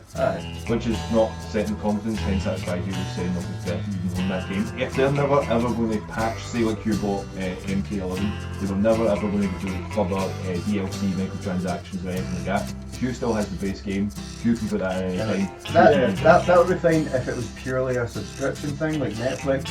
I don't get mad if something comes off of Netflix because I'm not buying that movie, I'm not buying that TV show. You're buying the service. Yeah, so there's plenty of other things, but if I bought a game specifically, say like, Jedi Fallen Order comes out brand new and I buy it on the Stadia, 56 quid, whatever it is these days, like, and then, a year or two down the line that comes off, I would be raging. I'd be like, of course, I paid the full fucking price for that. I wasn't paying just a subscription fee. I paid specifically for that game. So that's why a lot of people are concerned about it because they're being so vague about it. And then when them coming out and saying, it's up to developers, it's putting pressure on them for them to go, we're not going to put that on your platform because you've kind of put us in this shit deal because you can't, you're making up the bad guy here. Also, the thing with Google Stadia is if it is a failure, if it doesn't make them money and they go 18 months in, like this isn't happening, we're going to cancel the service. All them games you bought are gone because the service is gone. I think it's going to be a failure. I think it's going to be a failure, mostly because of PlayStation. Speaking of things not failing, Sony shipped 100 million PS4 and it's like which is including the PS4 Slim and the PS4 Pro. Did you get drunk and go on Amazon again? I'm only on my second PS4 because I had an original and now I've got a Pro. Yeah. Give me some context. 100 million. How's that compared to like Xbox and Switch and stuff? Well, the Xbox One only sold 40 million. so far. Yeah. Wow, that's Yeah. wild. Yeah. More than double? PlayStation is I think it's the 5th highest selling console. I researched this before we started. Yeah, I think But Wii's you still can't number remember. one. He's drunk. isn't it? No, PlayStation 2 is Oh, number was one. it PlayStation 2? PlayStation 2 is number one. Like the top 5 is Nintendo and Sony. Yeah. Like it's between like Game Boy, Wii, PS1, PS2, PS4. And then DS and all that sort Yeah. of as well. It's the fastest to 100 million. We're looking at my Xbox One and PS4 shelves. My Xbox One is my main console now after the Xbox One X was released. Mm-hmm. I still have many more PS4 games. Yeah. Mostly because of the Exclusivity. exclusives are far and away better. Yeah. I would say that. 'Cause I'm sitting here looking at God of War, I'm looking at Detroit, I'm looking at Yakuza, I'm looking at Uncharted, Star Ocean, things that I would buy. Until Dawn. Infamous, Until Dawn. I mean, that's Ratchet just like Clank. that's Yeah, Like- like, fair enough, they're fine. I don't think personally that justifies that many more Well, console buys. Like, The thing about Xbox is No. they didn't have that many exclusives, so people are like, well, I can get the exclusives and the multiplats.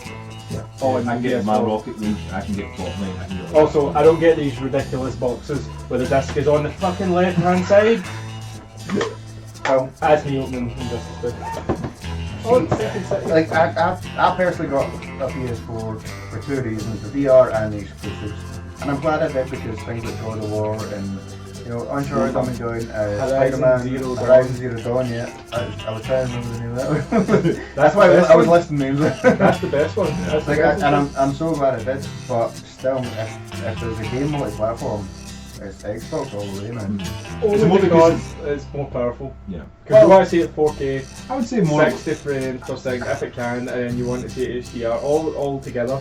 Not everybody does what I do and buy we all do. We've all got we've every all got, single yeah. console. Yeah, which is crazy to see when you think about that, you're like, Yeah, oh. well, I've not only bought every single console, I bought the Xbox One original, the Xbox One S, the Xbox One X. I never got an S. I got The S was a excellent Xbox as well. One The S. I like this. I The S still like mine. The S is what they should have released. Yeah, if I'm going to be honest. I had a 4K blue.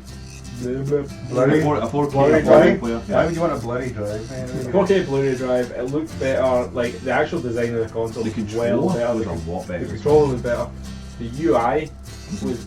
I mean, the Xbox One X UI is awful, god awful, Oh god. but it's I better don't than the think original. I don't think it's that bad at all. PS4 is a much more stable console. It does never crashes on me. No, I think it's I'm- crashed on me maybe 3 times in the whole time that I've The had that Xbox One X, PlayStation. you press something and you have to wait 20 seconds for I'm something the else. exact opposite. To your point, I don't have the PS4 Pro, but see the other day, me and Shane were going to play some Call of Duty. He was appearing offline, right? So on the quick menu, I went to send him a friend request. You can't even see your offline friends on the quick menu. There's a drop-down menu. It says online friends. You press a button. You press triangle to open a drop-down menu. The only option on the drop-down menu is online friends. Why bother with a fucking drop-down menu if it's just gonna show me the exact same thing? You go all the way up, and it just took ages and ages, man. Obviously, I'm into PS4 more than Xbox this generation. I just think the PS4 took everything that Xbox 360 did well and made it better, and Xbox went, maybe we'll do something different and fucked it up. Yeah, well, the thing that they try to do different is they basically had to have that online only all the time and try to make it more like PC gaming. They did. And The UI in general was awful. was slow. It was cumbersome. You couldn't find where you were going. I can account for that as well because I had the Xbox. I had the when Xbox it original. first came out as well. Yeah, It was like I felt it was very slow. I mean, the only game that I was really paying for that at the time was I was playing the Alien Isolation. I'm more scared of But- Alien than anything. But I had that, and I think the only other time that I booted it up during the cycle was for Cuphead, and that was few and far between considering because we ended up. I got GTA 5 on the 360. Kev got it on the PS3, and then I moved my account to the Xbox One, and then I moved my account to the PlayStation 4. I'm going to ask you, right, are you loyal to one company? No, and that's like why I like I say like The Maverick. I mean, if I had to choose, I would absolutely choose Xbox, like Microsoft over Sony for the PlayStation. Is that only because you've had an account with them longer? No, it's literally just because I Enjoy it. find it easier to use, but that might be a result of using it more often. So Yeah, like I've had a PS4 for a long time now, and I still find myself like, how the fuck do I find this option to do this thing? yeah, I suppose it's the experience with But it. yeah, like obviously if I played it all the time, then I would, know a bit better. But I still, and again, this might come down to I've got an Xbox One X and only a regular PS4. I just find it quicker and just easier and just better all around. See with my PS4 Pro, right? I wish they went the extra step, like the Xbox One X, because I love that console. Like the UI is so much smoother. Things don't take forever when you click across. Like see when I go to the Game Pass part of Xbox One, it just takes ages to load those games. And I've got 350 meg. I've got 350 meg internet, so that shouldn't take long. I just think that it's cumbersome. Like the only time I find it really slow is like when I've clicked into loads of things. So guys, we got a chance to play the Gears 5 beta. Hamish, you actually got to do a wee video on our YouTube channel as well about it and your impressions of it. Do you want to read that? I did, yeah. Just a quick kind of first thoughts of it. I actually really liked it. Yeah. Overall, I've always liked the Gears series. I think we all like Gears. Yeah. Where can you watch that video on YouTube? YouTube.com/patches in, Instagram.com/patchesin official. That's right. You can hear my very droll Scottish accent. Yeah, see when we try to make our accent listenable, I think Scottish people find it strange, but other people don't. Other like nationalities, other people that listen to English speaking videos don't, but we find it strange, like we're cutting off certain parts of our accent. We've got to make every word sound perfect. Yeah. But yeah, like see if you can't understand us, then just send us a message and we'll tell you to fuck off. Anyway, so you did enjoy the beta for it. We got to play the arcade mode, and we also got to do the sort of search and destroy sort of one. Well, yeah. See, the first weekend we kind of just played versus, didn't we? And that was a lot of fun. Arcade, yeah. Yeah, arcade, yeah. And then the second week we tried the ranked mode, which was basically it was like a King of the Hill, and then there was best of seven, elimination or whatever. Escalation. Yeah. It was way too long. It took a long time. I was losing concentration the last couple of matches because you're like, I just want to stop now. Like it was frustrating because we won for ages. We're stormed into a healthy lead. We basically needed one more match to win. Watch to win. We needed one more match to win. Yeah. I got pretty good. I'm proud. And we usually start with a pool of 5 lives, and then we just had one. So the other teams were wrecked it. It was a bit frustrating. Hopefully they'll patch it. Sorry. Yeah, the balance. Hopefully they'll balance it a wee bit better. I did notice when we were playing it, was it me, you and Ross, or was it like when we were playing against the guys that seemed to basically sniping? So they sniped and then I think we actually had a film crew, the three of us, Patches boys. The Patches and lads. Patches Hugh, Tom, myself, Hamish, and we played with Ross and my brother Craig as well. It was good having a film team. It's always good having a film team of 5 people, so you can actually get instructions. Well, they did have crossplay this as well with the Windows, didn't they? Because we noticed a few times, like I was about to say with the sniper, took me out, took you out, and then turned around and took me out with the shotgun immediately. And I felt it was a bit unfair from that. Yeah. Faster clicks, isn't it? I assume that's what it was, but it did feel a bit like unearned for it because it was so like because you see them looking through the scope and taking Hamish out and then right away. Why don't you tell people that when it was Hugh, or it was it was unknown. I don't think I died the whole time. See, I really enjoyed it. There was only one map. Two maps for arcade and then one map for... No, it was two maps. There was like the diners across each other, like the training grounds that you go through in the boot camp thing. I don't think those guys are as good at designing maps as the Halo or Call of Duty guys. There was a lot of just fucking annoying things going on. But you got to remember it is just 2 levels at the moment. And it's a tech test. The maps, it's like even when the game comes out, I bet you all the maps, they've been like this in all Gears games, they're always symmetrical, and I think it's so that they can avoid any kind of, they obviously won, they had the better position, like, even though that makes no real difference. I enjoyed because you spawn in different places, but I got MVP several times in arcade mode. Oh, did you ever get bottom of the table? Did you? Like No. all the time like No. I did? No, Well never. then. Well Never. then. You're our cheerleader down there. You're like a mascot. You like the littlest hobo? He had his pom-poms out, you know. Like, Yeah. I was in that nice little dress, it was nice, man. Yeah. Nice Hey, breeze in this hot weather, man. Never So- would have done it without him. So you get a couple of kill streaks, you get I better don't know weapons. what better. There's several weapons that are super overpowered. You get Yes. special weapons, you get the mulcher, which The is like Nasher, man. the Nasher's a normal weapon, it's just a shotgun. But the roll, like the roll in the Nasher is the killer move. Well, I mean, like Roll Nash. I played Gears of War 4 quite a lot on online, and at the competitive levels, that's basically what people do. Yeah. They just use the Nasher. They don't use Lancer at all, really. Yeah. They run up and roll at you, and then they just one-shot you with a Nasher. You know what I mean? Yeah. That's a Gears of War staple for online, basically. Yeah, it's fine. I hate following those trends. I honestly, No, of course, yeah, but What did you think visually of Gears? Because like seeing from the training mode right away, I was like, holy shit, this game looks gorgeous. yeah, it's one of the best little games I've ever seen. You guys got it on the Xbox One X still when we were testing that. I only had it on my Xbox One S, so I didn't have it in like 4K resolution. So you guys were like, oh my god. I'm like, oh, it's really nice, but I don't really see it. And then, so what was your first impressions about it? I haven't watched Digital Foundry's video on it, and They're the best. they're the best at like breaking down visual, like the frames per second and the resolution and stuff. But for me, it looked super crisp, and it ran very smoothly, and that's all you want from a first-person shooter. There was no real slowdown, there was no bloodiness, and it's probably the best looking game I've seen on the Xbox One X. Yeah, I talked about this in the YouTube video as well. Like 60 frames, 4K, no problems, no juddering, you know, No latency. no latency.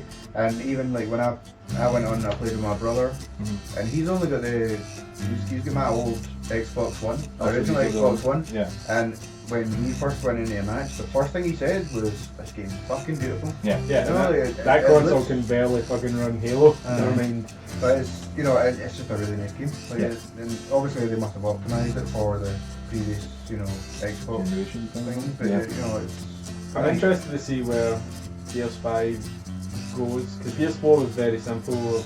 The story, it was pretty much setting up another trilogy, Yeah. but it wasn't well received. It was an also ran. It came out and people were like, oh yeah, Gears 4. Yeah. It didn't hit the heights. So I'm hoping they go a different direction. Yeah. think it's saturated. You get Gears 1, 2, 3, No, 'cause Judgment, 4. What was it? 4 Judgment. I No, think- no impression before. 4, I yeah. think excitement died after Gears 3. Yeah. Judgment, there was no hype for whatsoever. Yeah, it just felt like DLC really. Yeah. I liked it because Oh, yeah, just you're a good. beard, Aye, and I love beards. That's why I did enjoy it for it. Yeah, even like in the early games, man, like multiplayer character, I was like, "Damn, he's awesome." I also think that the Xbox One's lackluster sales fucked Gears 4. Yeah. So Yeah. if you're an exclusive on a console that isn't selling, Yeah. it's just not going to work. Uh, But I think Gears 5 has a lot behind it. It's got a lot of potential. Yeah, I mean, I I'm think excited to play it, especially see with Mixer and stuff like that as well, and how that will work when people are watching that live. They can pick their favourite, Patches in boy and sit and watch it with You- that's actually Fuck you. Huge. Gears the best. Nah, I played Gears Ultimate with Hugh recently. He Mm. dies all the time. You wanna watch Hamish? Hamish 89. That's what you Yeah. want. That's You want to watch get. Hamish if you want to burn your eyes out. There's all explosions and shooting under. I like the So everyone was all quite positive about it. Yeah, it was very What I'm excited though is it's a 3-player co-op. Yeah. That's Which a strange is number. it's weird, isn't it? I mean, 'cause I'm sure they had 4-player before. I think there's a 4-player for the story and it's 3 for this new mode. No, I think it's Is it gonna be I 3? think the campaign is 3-player. That's so strange. That is a strange So, number. I've heard. Well, we'll see what happens. But Yeah, the escape mode. perfect for us. Yeah, Yeah. I pre-order every game. You know I do. Dude, I've this is got- the first I'm hearing Yeah, about I've- this. I've got games still in the wrapper. You don't need to pre-order it. It's on Game Pass. That's what I was going to Oh. say. 4 days early. I cancelled my pre-order because I have the Xbox Game Pass, which, by the way, for a collector of games, as I'm looking around at all my shit games, it's still an amazing deal. Yeah. I bought it straight away, man, because like, see, Do we get a Terminator? I don't know if they get the Game Pass. We better. I think they're trying to sell Game Pass as much as possible, so We better get that goddamn P800 now. I honestly think the Game Pass is going to be the only thing Xbox does in the future. I think they maybe got one console left. They're so pushing it, man. Like it's I think we'll have Nintendo, like a Nintendo console with Xbox Game Pass on it. Yeah. There's been a bit of talk recently about the Gears of War film. Oh. Apparently been in talks and for a long time. Nearly a decade. From what I remember. David Bautista's always kind of been attached to it. Yeah. But It's Terry Phoenix, Crews, Terry Crews was it the other day? Yeah. He said like I would love that, and Yeah. He could play the Coltrane, baby. Coltrane, yeah. Because they met up, they just ran into each other, some took a picture, and then they sort of put the uniforms over them, and they Who were do you think is better? I think Bradley Cooper.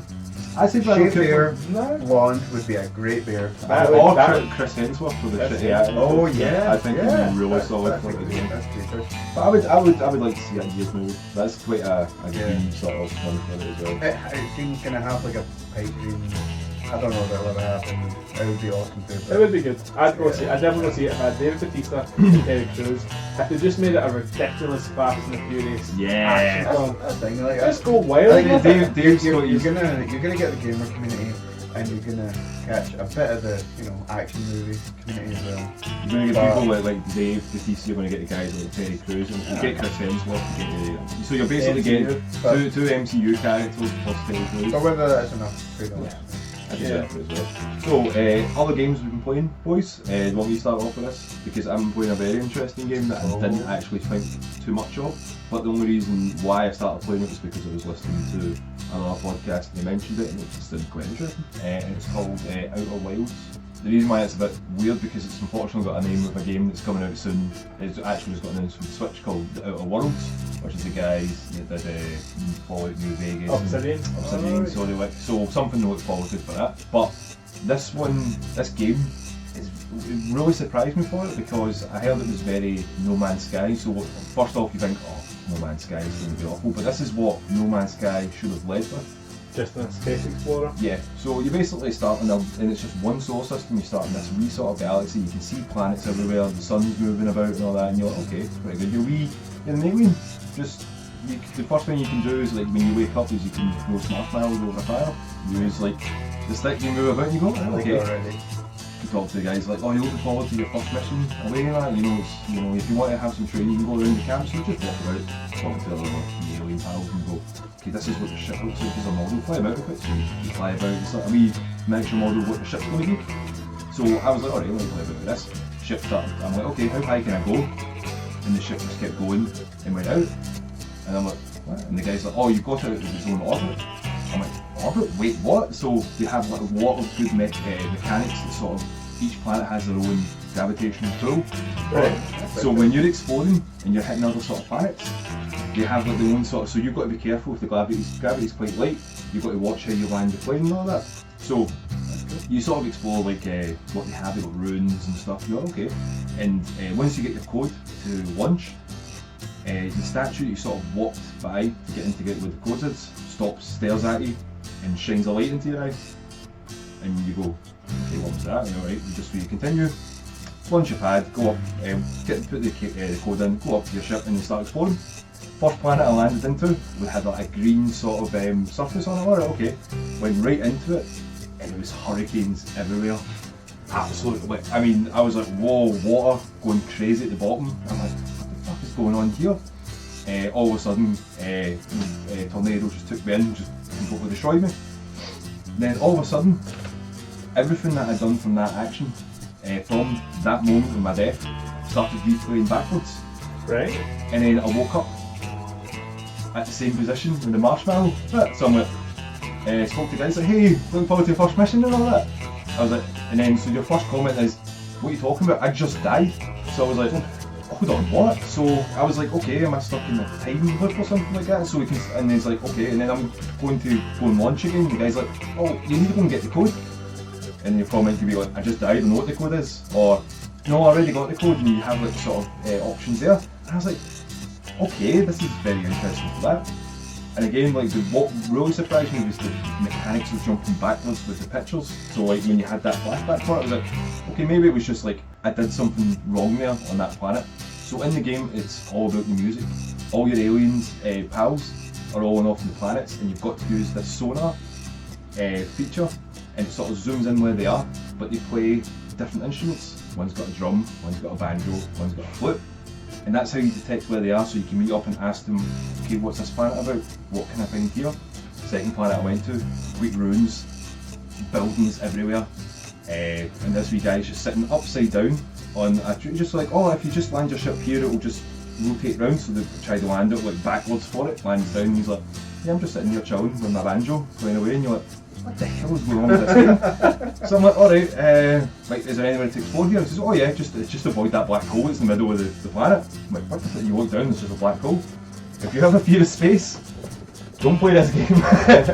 Because I accidentally fell down the black hole. You've got a fear of everything. So, I fell down the black hole, and then lo and behold, the whole thing happened again. Like, I went back and showed you absolutely everything from walking around the place back. So I was like, okay, so they must take like screenshots and put it back for it. And then I was like, okay, I'll have a wee go here. This was only the space of like, about 4 or 5 hours of playing this game. This happened. I started playing, I got to another part, so I spoke to this guy for it, and then all of a sudden, the universe just started exploding. And I'm like, what? And then supposedly, this is what you're sort of to do. You've got to meet all the guys before the universe explodes and figure out this sort of riddle for it. Oh, right, okay. So in the space of a couple of hours, I went from, oh, it's a cute wee game, to, I've got to protect the universe, and the dread that That came sounds from like it. so much just for. Is it an indie game? It's an indie game that came, I felt like it came out of nowhere, and the only reason I heard it was because it was on a podcast, and it came with like, it's No Man's Sky, but good. It's what No Man's Sky should have done. It should have been a bit smaller, should have developed the characters, and it should have had like an interesting plot like that. Save money, like, oh, you can go billions of dollars, it's all, randomised, pre-rendered, I mean, it's just like crazy. Or you can go to this planet, but there's nothing there. But each planet had its own sort of character. I mean, it's strange to say that for a planet, it had character. But I mean, there was like one of the wee guys that I met there, who was a lumberjacker. You can tell he was a lumberjacker because he had like a shotgun and an axe. And he's just standing going, if you want, I can take down that tree so you don't have any problems with it you taking off. And then the top comment can be, hey, you've always had it in for that tree. And he goes like that, oh wait, I can't have it in for a tree, come on man. It's not like, when I was younger and I fell, I broke my arm. It's not going to have anything like that. And then he just sort of put in this conversation, and I went and spoke to him again, and he says, that tree has it coming though. So I'm like, okay, that's pretty funny, that's pretty unique for it. I like the idea of like, you die and then... Yeah, it comes back and it's like, took me by surprise that. What was that Tom Cruise film? Live Die Repeat, it was, what's that called? The actual name? It had like Tomorrow? names. Edge of Edge of Tomorrow. Tomorrow, Edge of Tomorrow. That's one of the best films I've ever seen. But like, If you hate Tom Cruise, that's one of the best movies to watch because he gets his ass kicked all the time. yeah, That's the reason why. That's the reason. If you hate Tom Cruise, you would he watch dies that. like I like Tom Cruise. 100 I think Tom Cruise is good. I think he gets a bad rap, but... I thought he was good in it. I But really that thought film was a good film. Either way, that film was amazing. Yes. marketed completely wrong. I know that actually is good. That was on Game Pass? That was on Game Pass, and it's when I loaded it up, I had it like Game Pass at the bottom right, which was very strange to see. So I don't know if it was exclusively put on Game Pass before it's been released. Or it was like, because like I might the give way that a try, because I really I want would to say- try in No Man's Sky, but I don't want to try See it. the way the ship feels and all that. You're moving about space, and as I said, like its own gravitational pull. And that's very interesting. You want to land like it's so much fun. But The you music know for what? it's brilliant for You it. know what I would suggest, guys, is buy No Man's Sky cheap now, Yeah. because there's an update coming and it's full VR, Yeah, I heard about that. and it's only going to get more expensive. That's not sure. I wanted either VR or in 4K, and I'm like Xbox One or PS4. Then I'm like, I don't have a VR. Yeah. Of course, absolutely, man. I can get it on PS4 super cheap because the base game's not in PS4 now. Yeah. The lunch. Yeah, but I mean, you can buy the base game now, and it's not like a re-release or anything like that. Yeah. It's like the actual game, but there's an update. Yeah. So Obviously, when that comes out, the price will probably hike a bit, so you're better off buying it now for Yeah, cheap just for because that. it's been out for so long, and then but I would say like worth a play. Outer Wilds, Xbox for it as well. Hugh, yourself, you've been playing a lot of games. I mean, a lot of ones came out as well, like, and I'm interested to hear your opinion on a few of them. So I'm going to start off. I'm still playing Judgment for the PS4. Yeah. I'm chipping away. There's a lot of stuff to do in that game, and it's a lot of fun, but there's a lot of repetition. I mean, the Yakuza games are great. The spin-off is great. It's just I don't have I've got a lot of games to play. Yeah, so I'm putting an hour or two in. But at least you're still playing it. You still having fun with it? Yeah, I'm still having fun. Is the repetition necessary, like, or is that like side quest? Yeah, because we're going to Japan in October, right?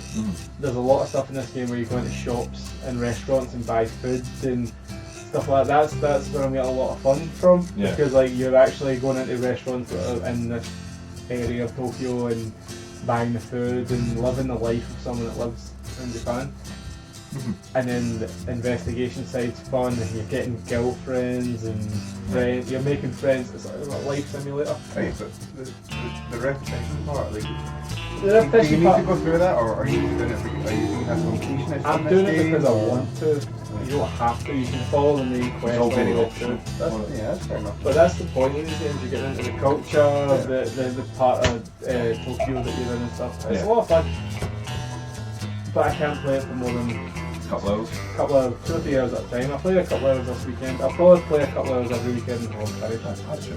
I mean, you got another component, understand that. But So I've got a ton of Switch games. So yeah, I was ready to say, a ton man. of Switch games. You were showing it off on the Instagram as well. Yeah, you know, the games like Golf, I've Mario Maker and stuff Hold like on that. a minute, you've got an Instagram? You have an Instagram here, do you know what it is? No. The badge is unofficial. Yes, I That's knew that. official. Badges and things. We put up some stories of stuff we were doing. We put up some just conversation topics. Load of shit. If you want mentioned on it, if you have an opinion, or if you want us just to say your name, We'll do anything for, exposure. just put a comment or DM. Please. My kids need wine. But I've been playing several Switch games. First off, I've been playing Marvel Ultimate Alliance 3. Yes, I want to hear about this. Developed by Team Ninja, Yeah. not Ninja Theory. What? Because Angry Joe said Ninja Theory and I was very confused. No. Team Ninja, you're it's the same right, people that made Ninja Gaiden. Yep. They made a good couple ones before they came out for 1 and 3. Marvel Ultimate Alliance 3 is the most 7 out of 10 game I've ever played. Wow. Yeah, What does that mean? like it's fun, but there is no peaks in that game. Mm-hmm. Like you're having fun, but there's never anything that you have to go tell someone about. It sort of plateaus. Yeah, like it's not. I paid 42.99 or something. This is a $29.99 game. Mm. Like this is. See, even the way you describe that kind of sets the tone for what it is. It's like, it's good, it's not great. Yeah, it doesn't do anything new, but it's a good game. It's got a good character roster. You know, it just looks like another. Well, I think they're maybe just thinking, okay, we want to reintroduce this, we better keep it safe. We better make sure that everyone sort of remembers why it was so popular for it. So do you think it's better than 2? Does it look better than 2? Does it play better than that? Well, as someone who's never played the first 2. Oh, right, so it's first impressions of it then. So See what I saw from it. It basically looked just like the first and second one. Yeah. I bought them on like a deal. I would not have paid full price for any of those games because So just beat them up. 25 or something like that. like, see the way I always looked at the games, they always remind me of the Lego games. Yeah, I don't know why, I just felt I had that sort of feel where it's like drop and play and, have one and just play with your Marvel characters, They are fun, but they don't get in depth. It's so repetitive. Yeah, as a You literally just go through a level and just press a button to fight people. Marvel Ultimate Alliance 3 is a perfect game for the Switch. I play it at lunchtime in my work, or sitting on the couch. I'm just bashing away with Iron Man. You bash away and work. Yeah, most of the time. But like, I would set up my team. I could Ghost Rider, I could Deadpool, Iron Man, my favourites. Oh, my faves. But there's no depth to that game whatsoever. Like the attacks you use are fun, simple. The link attacks are not great. Like there's no like special. There's nothing special about this game. There's no polish on it, like No. that would make it seem like, oh, this raises, doesn't raise the stake, but makes the game sort of stand out. In a post MCU world, right? And like we've already had 23 MCU films. There's nothing this game does that makes me go, wow, I need to play this game. Yeah. If you're a comic book fan, you only play this game because Ghost Rider and Deadpool and all your favourite characters. And hopefully they can play together rather than just stuck by, you know. The films. story is Yeah. Thanos and his what's Black it? Order. Black Order Boys. try to steal the Infinity Stones. The lads. The lads in it. the lads are trying to steal the Infinity Stones, and you're trying to stop them, Okay. which is the story to tell. Right I was now. gonna say that they're totally cashed in on it, even like a Marvel, Capcom, like it's an Infinity War. Super story. repetitive, Yeah. and there's a Infinity, yeah. difficulty curve that gets super difficult.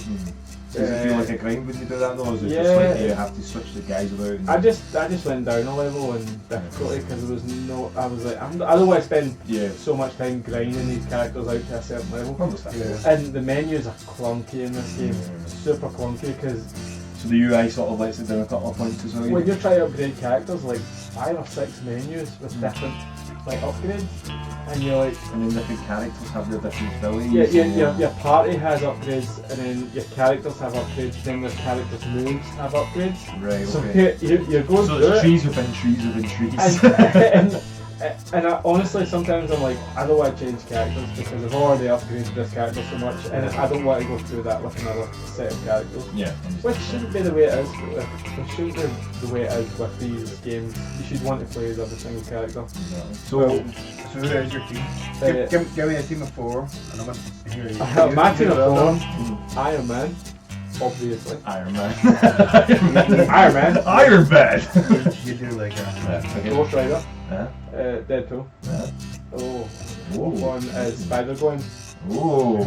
Spider-Gwen from Spider-Verse and Spider-Gwen comics that have been written. I know she's not been written. From the. From them! From She her own stuff. She has got yeah. some really good special moves. That's the only reason she's in there. I tried to have Miles Morales in there and actual Peter Parker Spider-Man, but they don't have great special moves. So Yeah, fuck those guys. yeah, Spider-Gwen. I need a woman on the team. Yeah. So like, Try to be diverse now. Yeah, Don't like- want to offend anyone. Like, I'm trying to change it up as much as I can. I had Wolverine on the team, obviously, because you've got to have Wolverine. I had You are that Thor. lovable Canadian. I had Thor on the team, obviously, because he's super powerful. But this is another issue with the game. Thor can be bashing away at an enemy. I know it's weird. Yeah, he's killing them. He's bashing away, and their attacks go through yours. So like, you hit them, but their attacks will push you back, and you're I like, mean, Also, that is I am a fucking god. Like, Yeah, why- Well, why are you- I'll try, a bitch. again, this seems like a very average, cheap game. So, Hamish, who's your fourth? My fault. I probably have to go Magneto. Venom. Magneto's not in the game? Nope. Why not? Okay, He's Magneto. in the game, but he's not playable. Okay, Magneto. Magneto. Venom, yeah. Venom's a playable character in the game, obviously. So he should be. So should maybe. Who else? I think he is in certain modes, but not in the campaign. Because he's a villain. Can't play villain. Not in the campaign. Venom's a villain. Venom's like, Anti-hero, maybe. they persuade him because he's a big simple idiot. I do like Thor. Thor's cool. The Guardians are in it. See, that was going to be my answer. Drax is I'm just going to be pretty like, yeah, I'm the Guardians, it's alright. They're who you go on the first mission. So we can go Thanos. You can, but you have to unlock them and it's a big grind. Anyway, so you want Harris? Yeah. Okay. As I said, all the Guardians, just be Captain quick Marvel? for it. No, Captain Marvel. Captain Marvel's really good. Aye. I would have probably Storm. I haven't seen her so far and I'm like, Rogue. I would have that's him. really good. Interesting. She's not in it. Scarlet Witch. She's in it. And You getting all the waifus? no. And Spider-Pig. Spider-Ham. Spider-Ham, sorry. Not to be confused. Spider-Ham, Not to be confused with Hamish, who's also called Ham. Now and again. Spider-Ham. So what other games are you playing now? Oh, Wolfenstein, Youngblood. Are you and Hamish will play Yeah, that? Were you not streaming that as well? I was trying to play it. We streamed it because we thought it was couch co-op, but it's not. It's online co-op. Alright. So it's basically Resi? Well, see, that's Yeah. a weird one because it's not couch co-op, but it's like Buddy co-op. you've got like game share, like Yeah, I think like that's you get with like- PlayStation, like I've got a code that I can give to someone who Alright. can then download a copy of the game, who can then play it with me. But we can't play it online. We can't play it together, sitting next to each other, which there's no split screen. which was annoying because we tried to stream it. We streamed 2 hours of me playing the single player which was us figuring out it was a open world shooter, which was kind of disappointing. Mostly because you're retreading the same ground constantly. Yeah. Sure, because the game is clearly aimed towards like a co-op thing.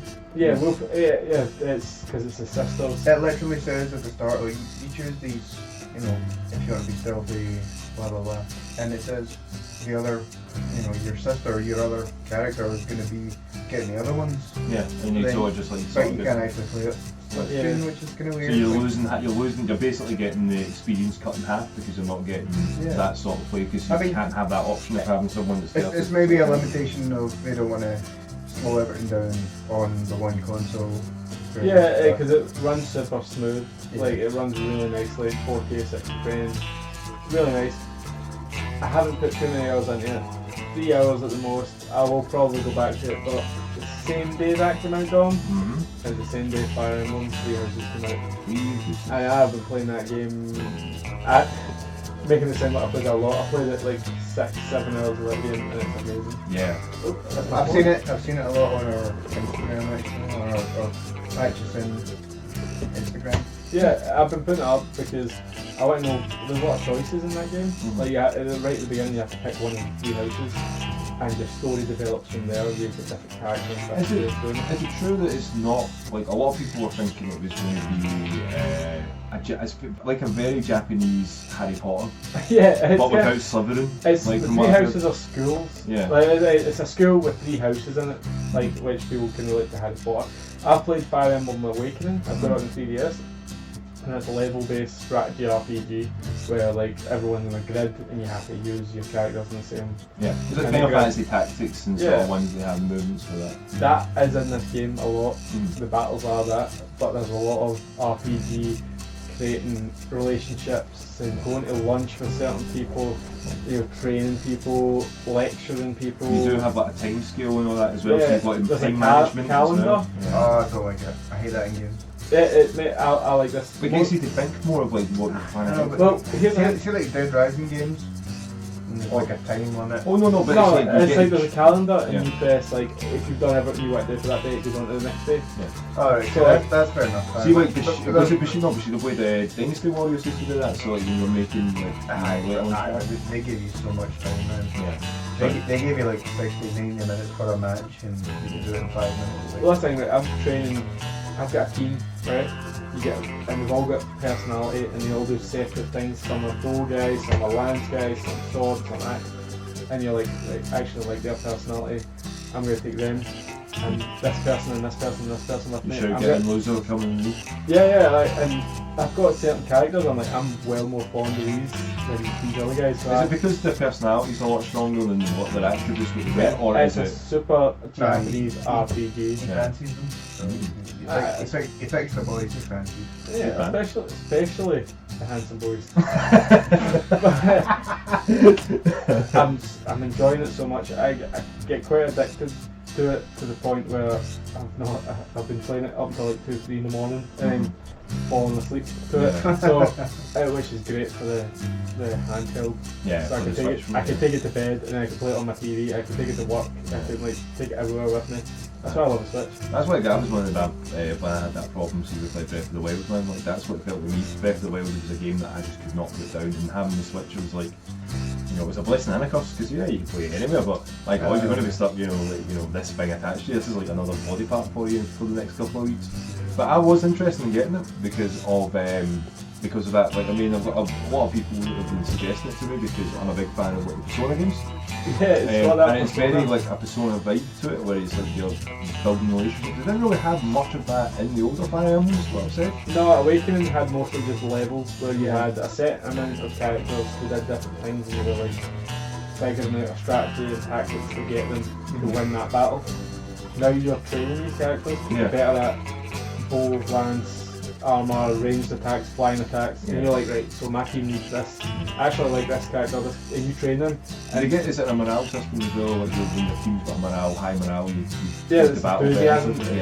So you're taking certain players to lunch and talking to them about strategy, and they get happy, so they do certain things in battle. Okay. I mean, I'm not people are talking about completing the game and going back and doing the other two houses. Yeah. When the game's 40 to 50 hours long, that's 150 hours a game. Yeah, I mean, I've done that probably But, a few times. If people like the game, then that's fair enough. I did that. I think I did that with Persona. I got about 90 hours into that. That game is so popular that it's sold out everywhere in the shops, and Nintendo had no idea. Yeah. They didn't realise it was so popular in the West. The reason why they didn't expect it to be that popular is because like the last couple of releases was just like 3DS sort of ones for it. But now Switch is like one of the biggest consoles that they sort of released for it. So 3DS was dying when they released the last couple of games. But then, like, do you think the exposure now with Smash Brothers, like Ultimate especially? Yeah, they have a all the million of platforms, those characters in a it. lot of people are just like, If "Who are you ever these play guys?" Smash Brothers and you're like, who are these sword characters? From and No, 30% of the sword cat. I Roy know- was my boy. I know- Roy's I my know- boy. I know the names of the games that they're from, Yeah. but I've never actually played them. So again, like, I'm being the same boat with Hamish for that as well. Like, I only know like, maybe a few. I skipped 3 games. I think I skipped Fates and I can't remember the other 2, but they're like the lead on from each other on the 3DS. I played Awakening and they're both super enjoyable if you like RPGs. Yeah. All I know is I can beat you with anyone. Speaking of which, Even if I don't know where they're from. yeah, speaking of which, they did do the release of the Dragon Quest Heroes on the Switch now.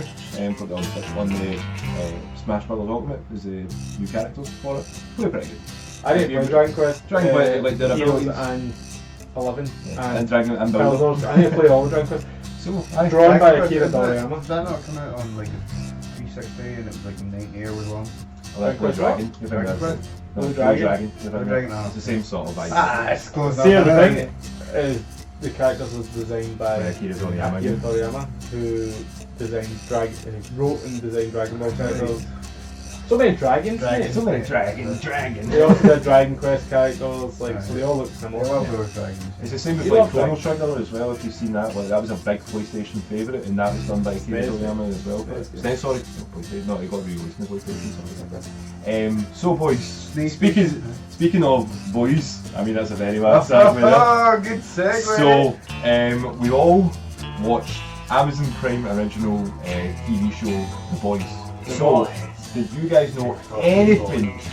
Did you know anything about this show before going into it? Nope. The only thing that I knew was the main character of the comics was based off Simon Pegg and having Simon Pegg. That is the only The thing main I knew. character's in Belgium. So, and no, it's not Huey.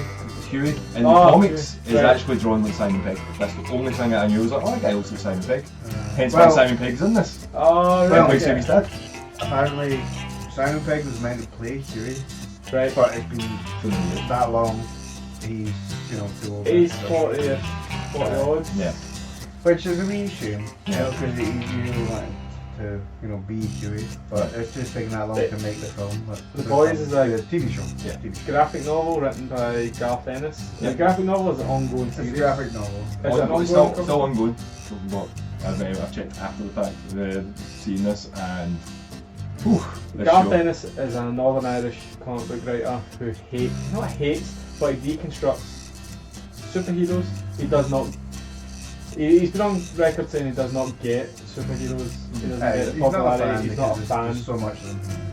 So this is perfect deconstruction of the Justice League. Yeah. And how America would treat the Justice League Yeah. in real life. It's very like Super corporate. manufactured Yeah, everything is to the committee based. None of the actual characters are real, Yeah. apart from the powers, but their actual personalities aren't real. Right, it's manufactured. So just before we get into this, guys, it will be probably spoilers left, right, and centre. So if you've not seen The Boys, Yeah. I would suggest skipping to the end of the podcast where Hamish will make a part of it. No, honestly, if you've not seen it, then definitely watch Yes, it. Like, highly recommend this. absolutely. I think we all like it, don't we? Yes, like I was shocked how much I really enjoyed it and was wanting to sort of continue. Like I think I rewatched the first couple of episodes or parts of episodes again just to sort of I like that moment and I like how they delivered this. The glue of this show is Carl Urban. Carl Urban. Carl Urban. Carl is such a hard name to say. Carl. in Scottish. Carl Urban. Why did you say Carl?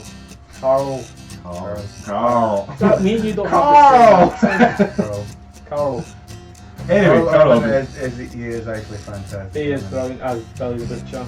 Or Billy Butcher. It's Billy Billy Butcher. It's the not Billy the Billy Butcher. the That's Butcher. his actual name, Billy Butcher. Ah, but his nickname is Billy the Butcher as well. Yeah, it is. Anyway, But he's really good, and it's Jack Quaid, Jack Quaid. Jack what is Quaid it? plays Huey, Please, Huey, aye. which is weird to, as a man named Hugh, it's weird to hear Huey and something else, Huey. because Especially because in the comics, Huey was Scottish.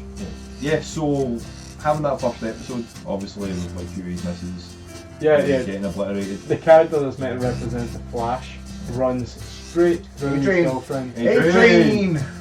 He runs straight through her, and she just goes into a puddle of liquid blood of what makes us human beings. Yeah. And just keeps running, and he doesn't know why he did that. So yeah, he doesn't have understanding for it like to begin with, and then No, he stops and he says, like, I need to keep going. And I can't stop. He's like, I can't stop. everybody's like, oh, it's just it just shit. happened. Collateral damage. Collateral damage. The first couple of episodes are a wee bit slow. There's a lot of setup. First three, I'd say. Yeah, when it gets to I was episode, right into it. No, I mean slow build to like what. when it gets to episode 4, that's when you start to see the true character of guys like Homelander, who is the Superman character of this Who show. is my god? A Whoa. psychopath. Well, no, you don't see that until the end of the series. Oh no! I mean, There's- like Homelander still seems like a kind of nice guy. No, he doesn't. Well, until the end. No, he doesn't. no. Yes, he does. No, he doesn't. No, the Deep. Oh no, the The deep. Deep's basically Aquaman, and he seems like a dickhead.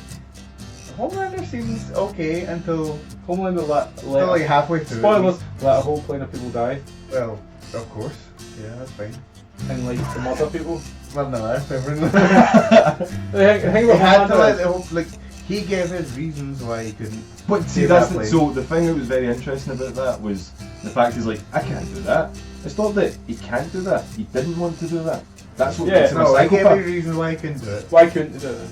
Because he said, like, if If he saved some of them, then Wonder it was- Woman lassie, Queen Maeve. yeah, Queen Maeve, she, asked him, and he said, like, I can't, if I, fly towards planes, I'll break apart. Like, but he is fast enough to take as many as possible to No. Well, the no. surface. no, And he said- no, I explained No, that you to know, him. No, he said he could take some, Yeah, but maybe exactly. some wouldn't, and then. But then those people would say on the news, Yeah, they say stuff, so it but was then- about his reputation, it wasn't about Yeah. saving Well, no, that's fair, isn't it? No. Isn't it No. not? Because that's what a hero is. That's why it makes it so That's- interesting.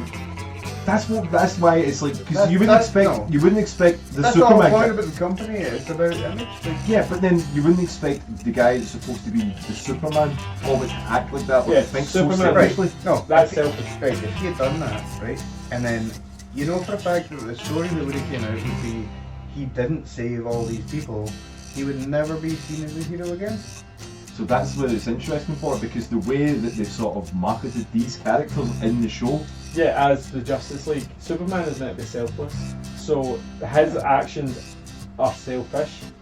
Which makes it interesting. No, but you would have seen But all but these people that didn't live because of what he did. I know you like bad characters, No, but it's you not cannot that. argue. No, it's You not that. cannot No. argue that Homelander is a good guy. It's not that at all. He's a It's like, psychopath. it's not that at all. It's like He's a sociopath. he made the One pragmatic of decision.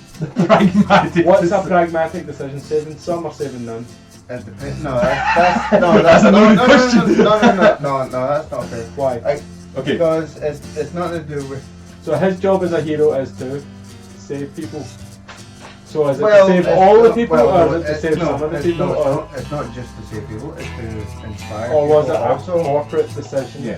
No, Because it was it's a also to inspire people. It was a was corporate decision. it was a corporate No. decision to send them to save that plane because the plane was going over International international water. waters to make them seem like more heroes. So it was a business decision to send them over. Also, there. it's Homelander's fault that the plane was crashing anyway because he The one vaporized the guy and the No, it was going to crash anyway. No, it No, wasn't. no, yes, it wasn't. it was. Right. Yes. Well, we'll break it down.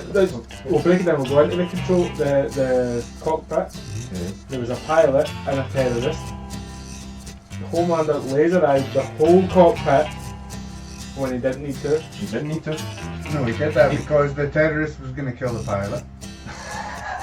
No, that's exactly why he did it. Stop this. How was he not? No. He was how? Wait.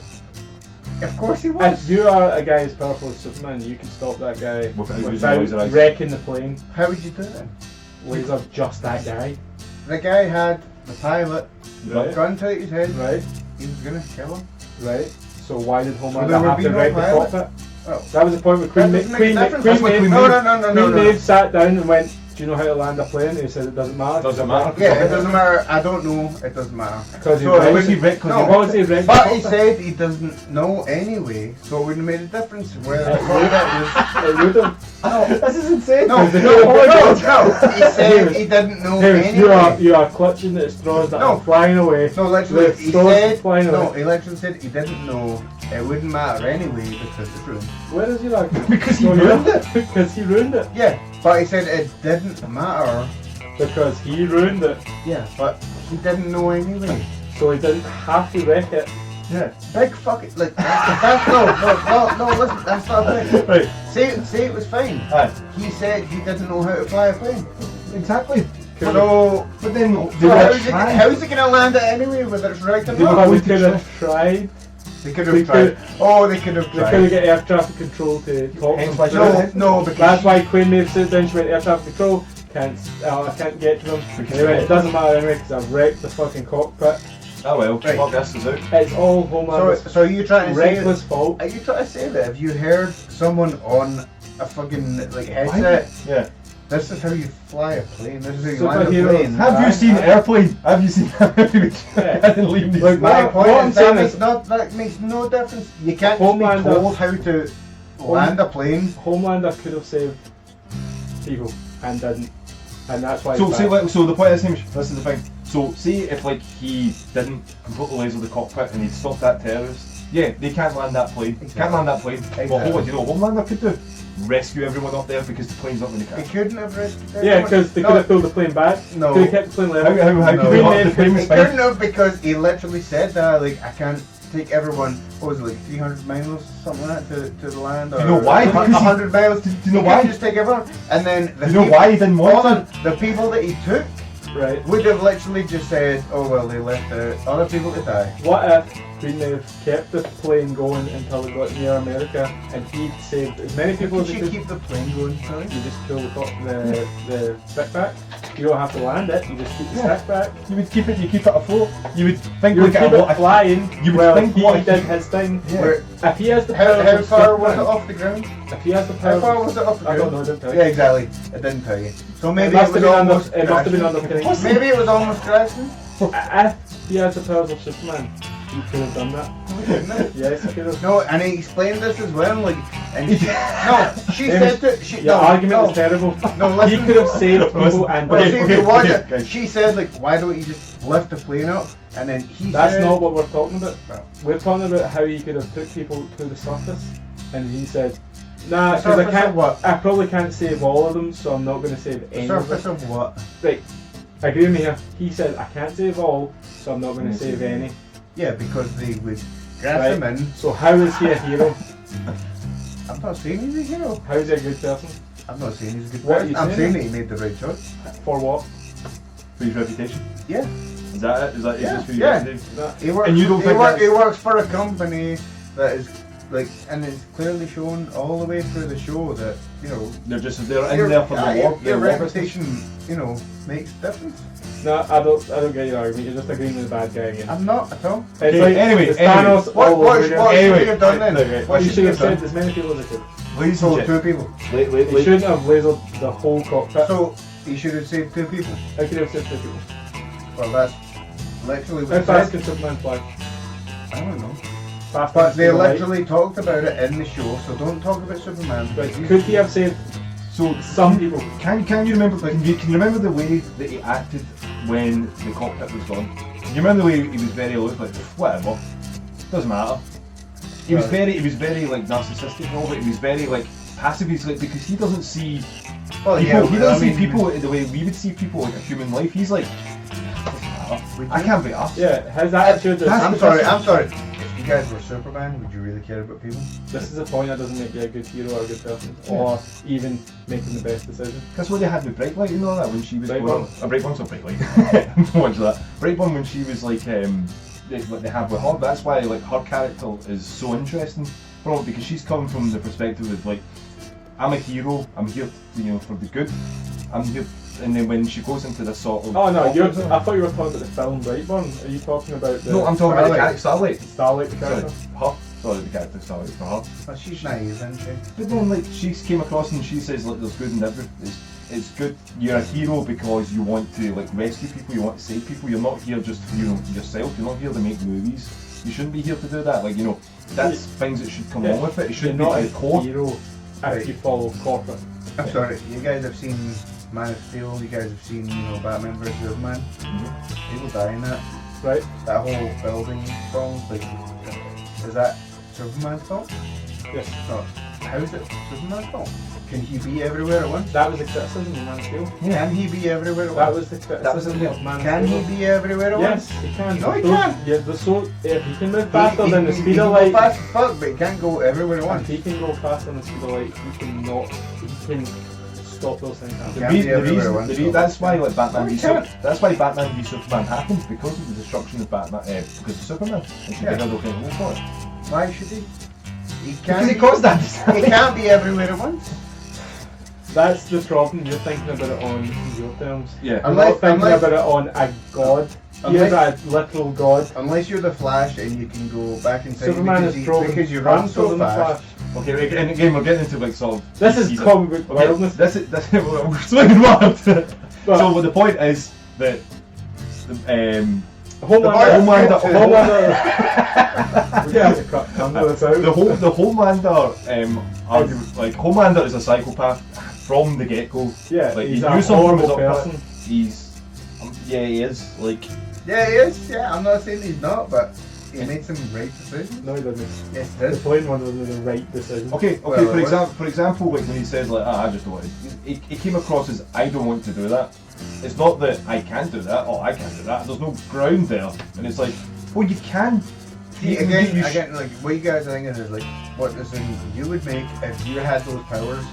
But what you're not thinking of is if I'm not you- thinking of his feelings. Yeah, what you're not thinking of is if you were a baby and you were, brought up as a fucking basically a Superman. It's like, Yeah, we're not just. he is absolutely right in his. Yeah, yeah. We're not saying that like what he thinks is right is wrong. We're not saying like we think that he shouldn't be done that. But we're saying objectively, from like our point of view, that He's a bad person. he's a bad person and should have done something different. Not to say like you find that out later that that he apart from the hero side with a very human with the sort of like you find out that they are actually they're not born into this, they're basically manufactured Yeah. from it. And you got obviously the boys, the group of these guys that are just going about trying to figure out how to bring the heroes down. Here's something I noticed, right? See, when Hugh went back to his house to get clothes and stuff, and he looked around at his room and he had posters of Adrian, he had posters of. That was almost like he was taking the piss at a comic book fan. Because he was looking at a 30-ish-year-old guy who finally gave up on hero worship. Yeah. Who finally was taking control of his life and not looking at these fake heroes as what to look up to. Yeah. Because like you seem like the whole thing, Garth Ennis was pretty much just shitting on comic book fans. yeah, because like you had to right at the start when he was supposed to be asking for his promotion, and was very sort of like, oh, you shouldn't need to ask, you need to be more assertive. And then when his missus died, and he says, just take them. His dad was like, take the money, just take the money because you don't have the fight in you. You've never had the fight in you. You've always you look up to these guys because deep down inside you can do anything. Yeah. Anyone had any slight imitation towards you. It's almost like Garth Ennis is saying you shouldn't look up to these fake heroes. Yeah, you shouldn't look up to these people that are like otherworldly because Just deep because down they have abilities doesn't mean that they're not absolute scumbags. yes, exactly. And then just because you got these powers doesn't mean that they they should have that ability to just be fixed to people and do whatever they want. And that's why the boys are like, yeah, we're there to keep them in check. But then the ending fucking destroys Billy Butcher. The ending, like spoilers for the ending of the show. The spoiler is that Billy thinks that Homelander raped his wife who's been missing for 8 years. But what? Well, I think she got raped and then she killed herself because of it. Yeah, she killed herself because of it. And then someone, She's been. the doctor that created Homelander, tells him that what happened is she Killed got pregnant with her Homelander's baby, and the baby killed her and itself when it was born. Now what's up for debate is whether Homelander raped her or it was consensual, because the video that they showed of her leaving the room after it, she didn't look like it was rape. We don't know. We don't know. It seemed consensual, but they could absolutely go either way. Yeah, The way Homelander was at the end of it as well, just saying, you know, I know, gave me the best 3 hours of my life. Yeah, yeah. Then he's a complete psychopath, so you don't understand. You know, what he might not know what this? consensual is. Alright. But from what I saw from that, I was thinking what they're going to go down is Billy's wife just slept with Homelander because she wanted to. And then everything he's done, every bad thing he's done now is based on a lie. Yeah, so everything. 8 years of like killing people and stuff like that.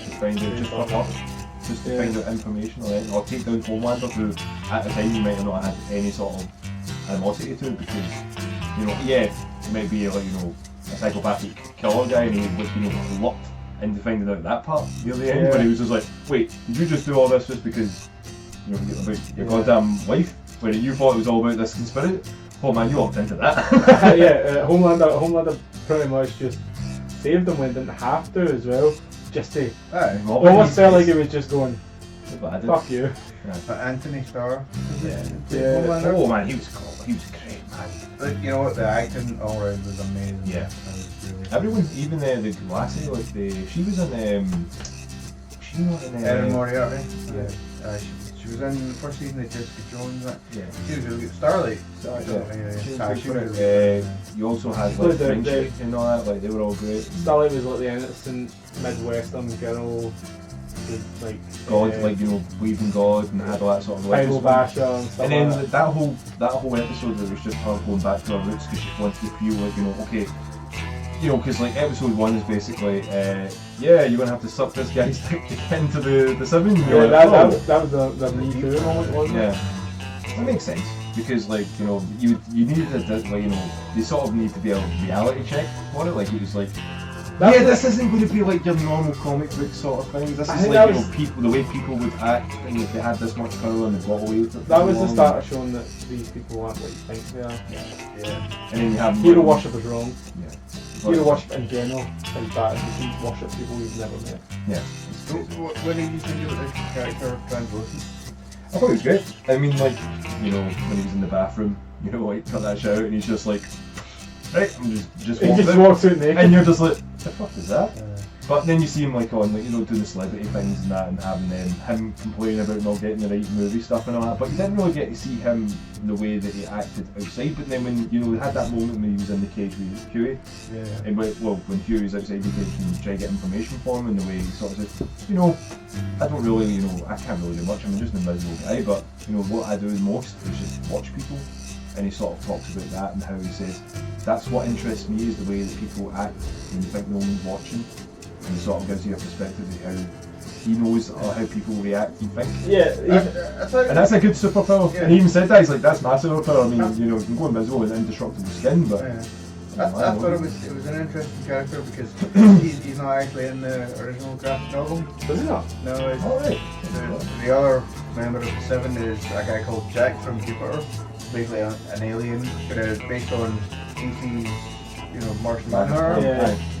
So, you know, it was interesting that they took that character, they made it their own character, and I think it worked really well. Yeah. Like, they gelled perfectly with the show. Yeah, I did like the rest of the team as well though. Mother's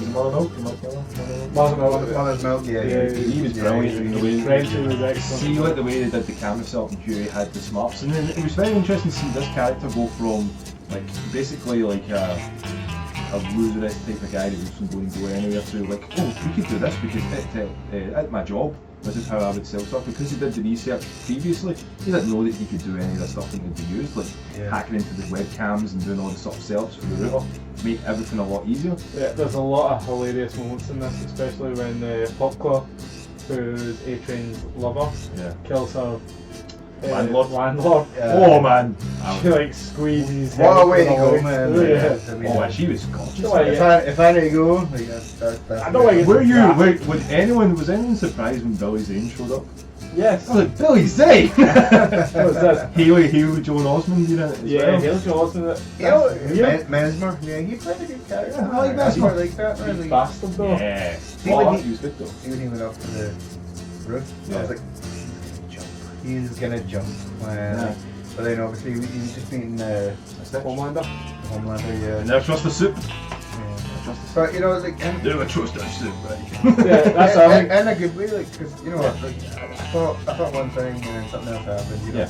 they showed up It's submerged of expectations. Subverted. It's a Yeah, verted yeah. submerged. So Yeah. nerves is when you go under. Yeah, like a, you know, like a submarine. like a submarine and Fast Fast and and Furious. Furious. But So- honestly, like, there was some bits I thought were very obvious. Like, I think the news of Billy Dixon's wife would still be alive in the last few episodes. Like, I got that feeling.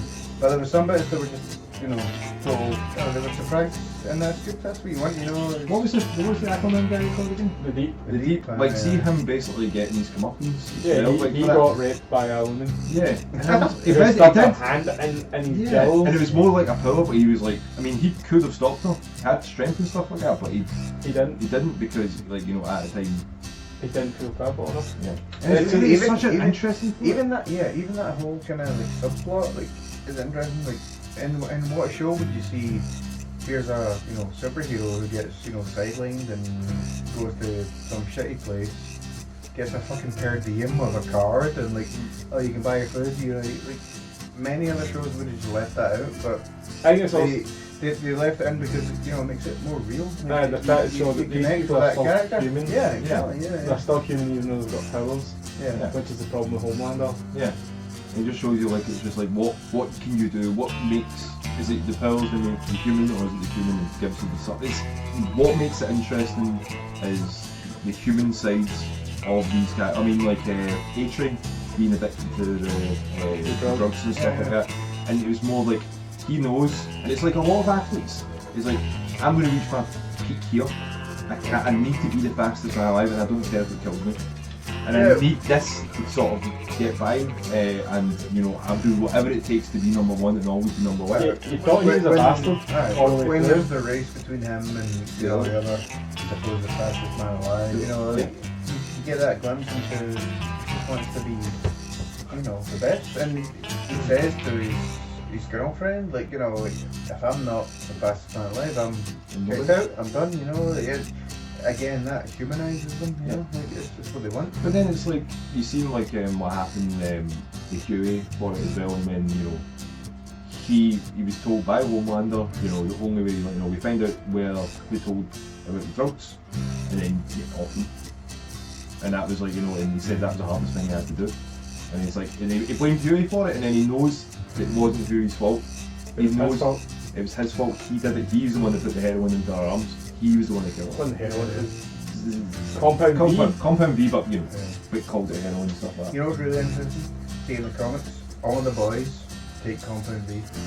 Really? They all get powers. Is that sounds gonna awesome. happen season 2 maybe? Oh, I would love that. I don't think so. It doesn't seem like they were leading up to that. But All I the think fact that they grab But then they could open it the up though. they absolutely could do that. So, boys, did you like the boys? 10 out of 10? I loved it. I would Season two? absolutely recommend it. 10 out of 10. Yeah, Cannot wait for great season show. two. Can't wait for season 2. Carl Urban better be in it. Yeah. I know, he's not good ever. You better do Dread. I want Dread too. Series. After this one, I did. I want Dread the series. I would be actually. Dread on like Prime or on It definitely makes more on sense. Disney Plus. Dread on Disney Plus. Judge Dredd. Ah, Disney Plus. Bunch of people in rainbows kind of, So, I guess that's us all done there, boys. What have we got planned for the next couple of weeks? We're going to be making some videos for YouTube, aren't we guys? Yeah, on our YouTube channel, youtube.com/patchesandgames. And we're going to be streaming some games. We might do some Fire Emblem streaming. Oh, nice. Mario Maker, if you've got Mario Maker level, send them in to us. Of course. Myself, I'll be probably buying Fire Emblem, by the way. Fire Emblem. I'll probably be buying Fire Emblem, having a go with that because it seems like it's going to be a good game. Try to finish off Your boyfriend. My boyfriend. Ninja Gaiden? Not Ninja Gaiden, because I kind of think I've given up on that game, because Got too hard. I would probably think Outer Wilds, I'll try to finish that. Right, okay. And then try to start something else maybe as well on the Xbox. You know what? If you want to find out what we're doing, listen to the next podcast. Yeah, go see or you know, maybe go on Instagram. Maybe go on our Instagram. You know, we've also now got into all of our podcasts as well. We're also on Google Podcasts as well. So if you want to tell your pals that we're on that too, as well. Moving up in the Podbean world. and that as well. We're going everywhere. We'll maybe try to go into iTunes eventually, but you know, Apple have got to give us that money. That sweet Apple money. yeah, we're in negotiations. You know, like, they said 50 million, we said 60 million. You know, Yeah, it's tough. It's tough. So that's a goodbye from Hugh. Bye! That's a goodbye from Hamish. See you next time, everyone. That's a goodbye from me, Dom, and that's it done.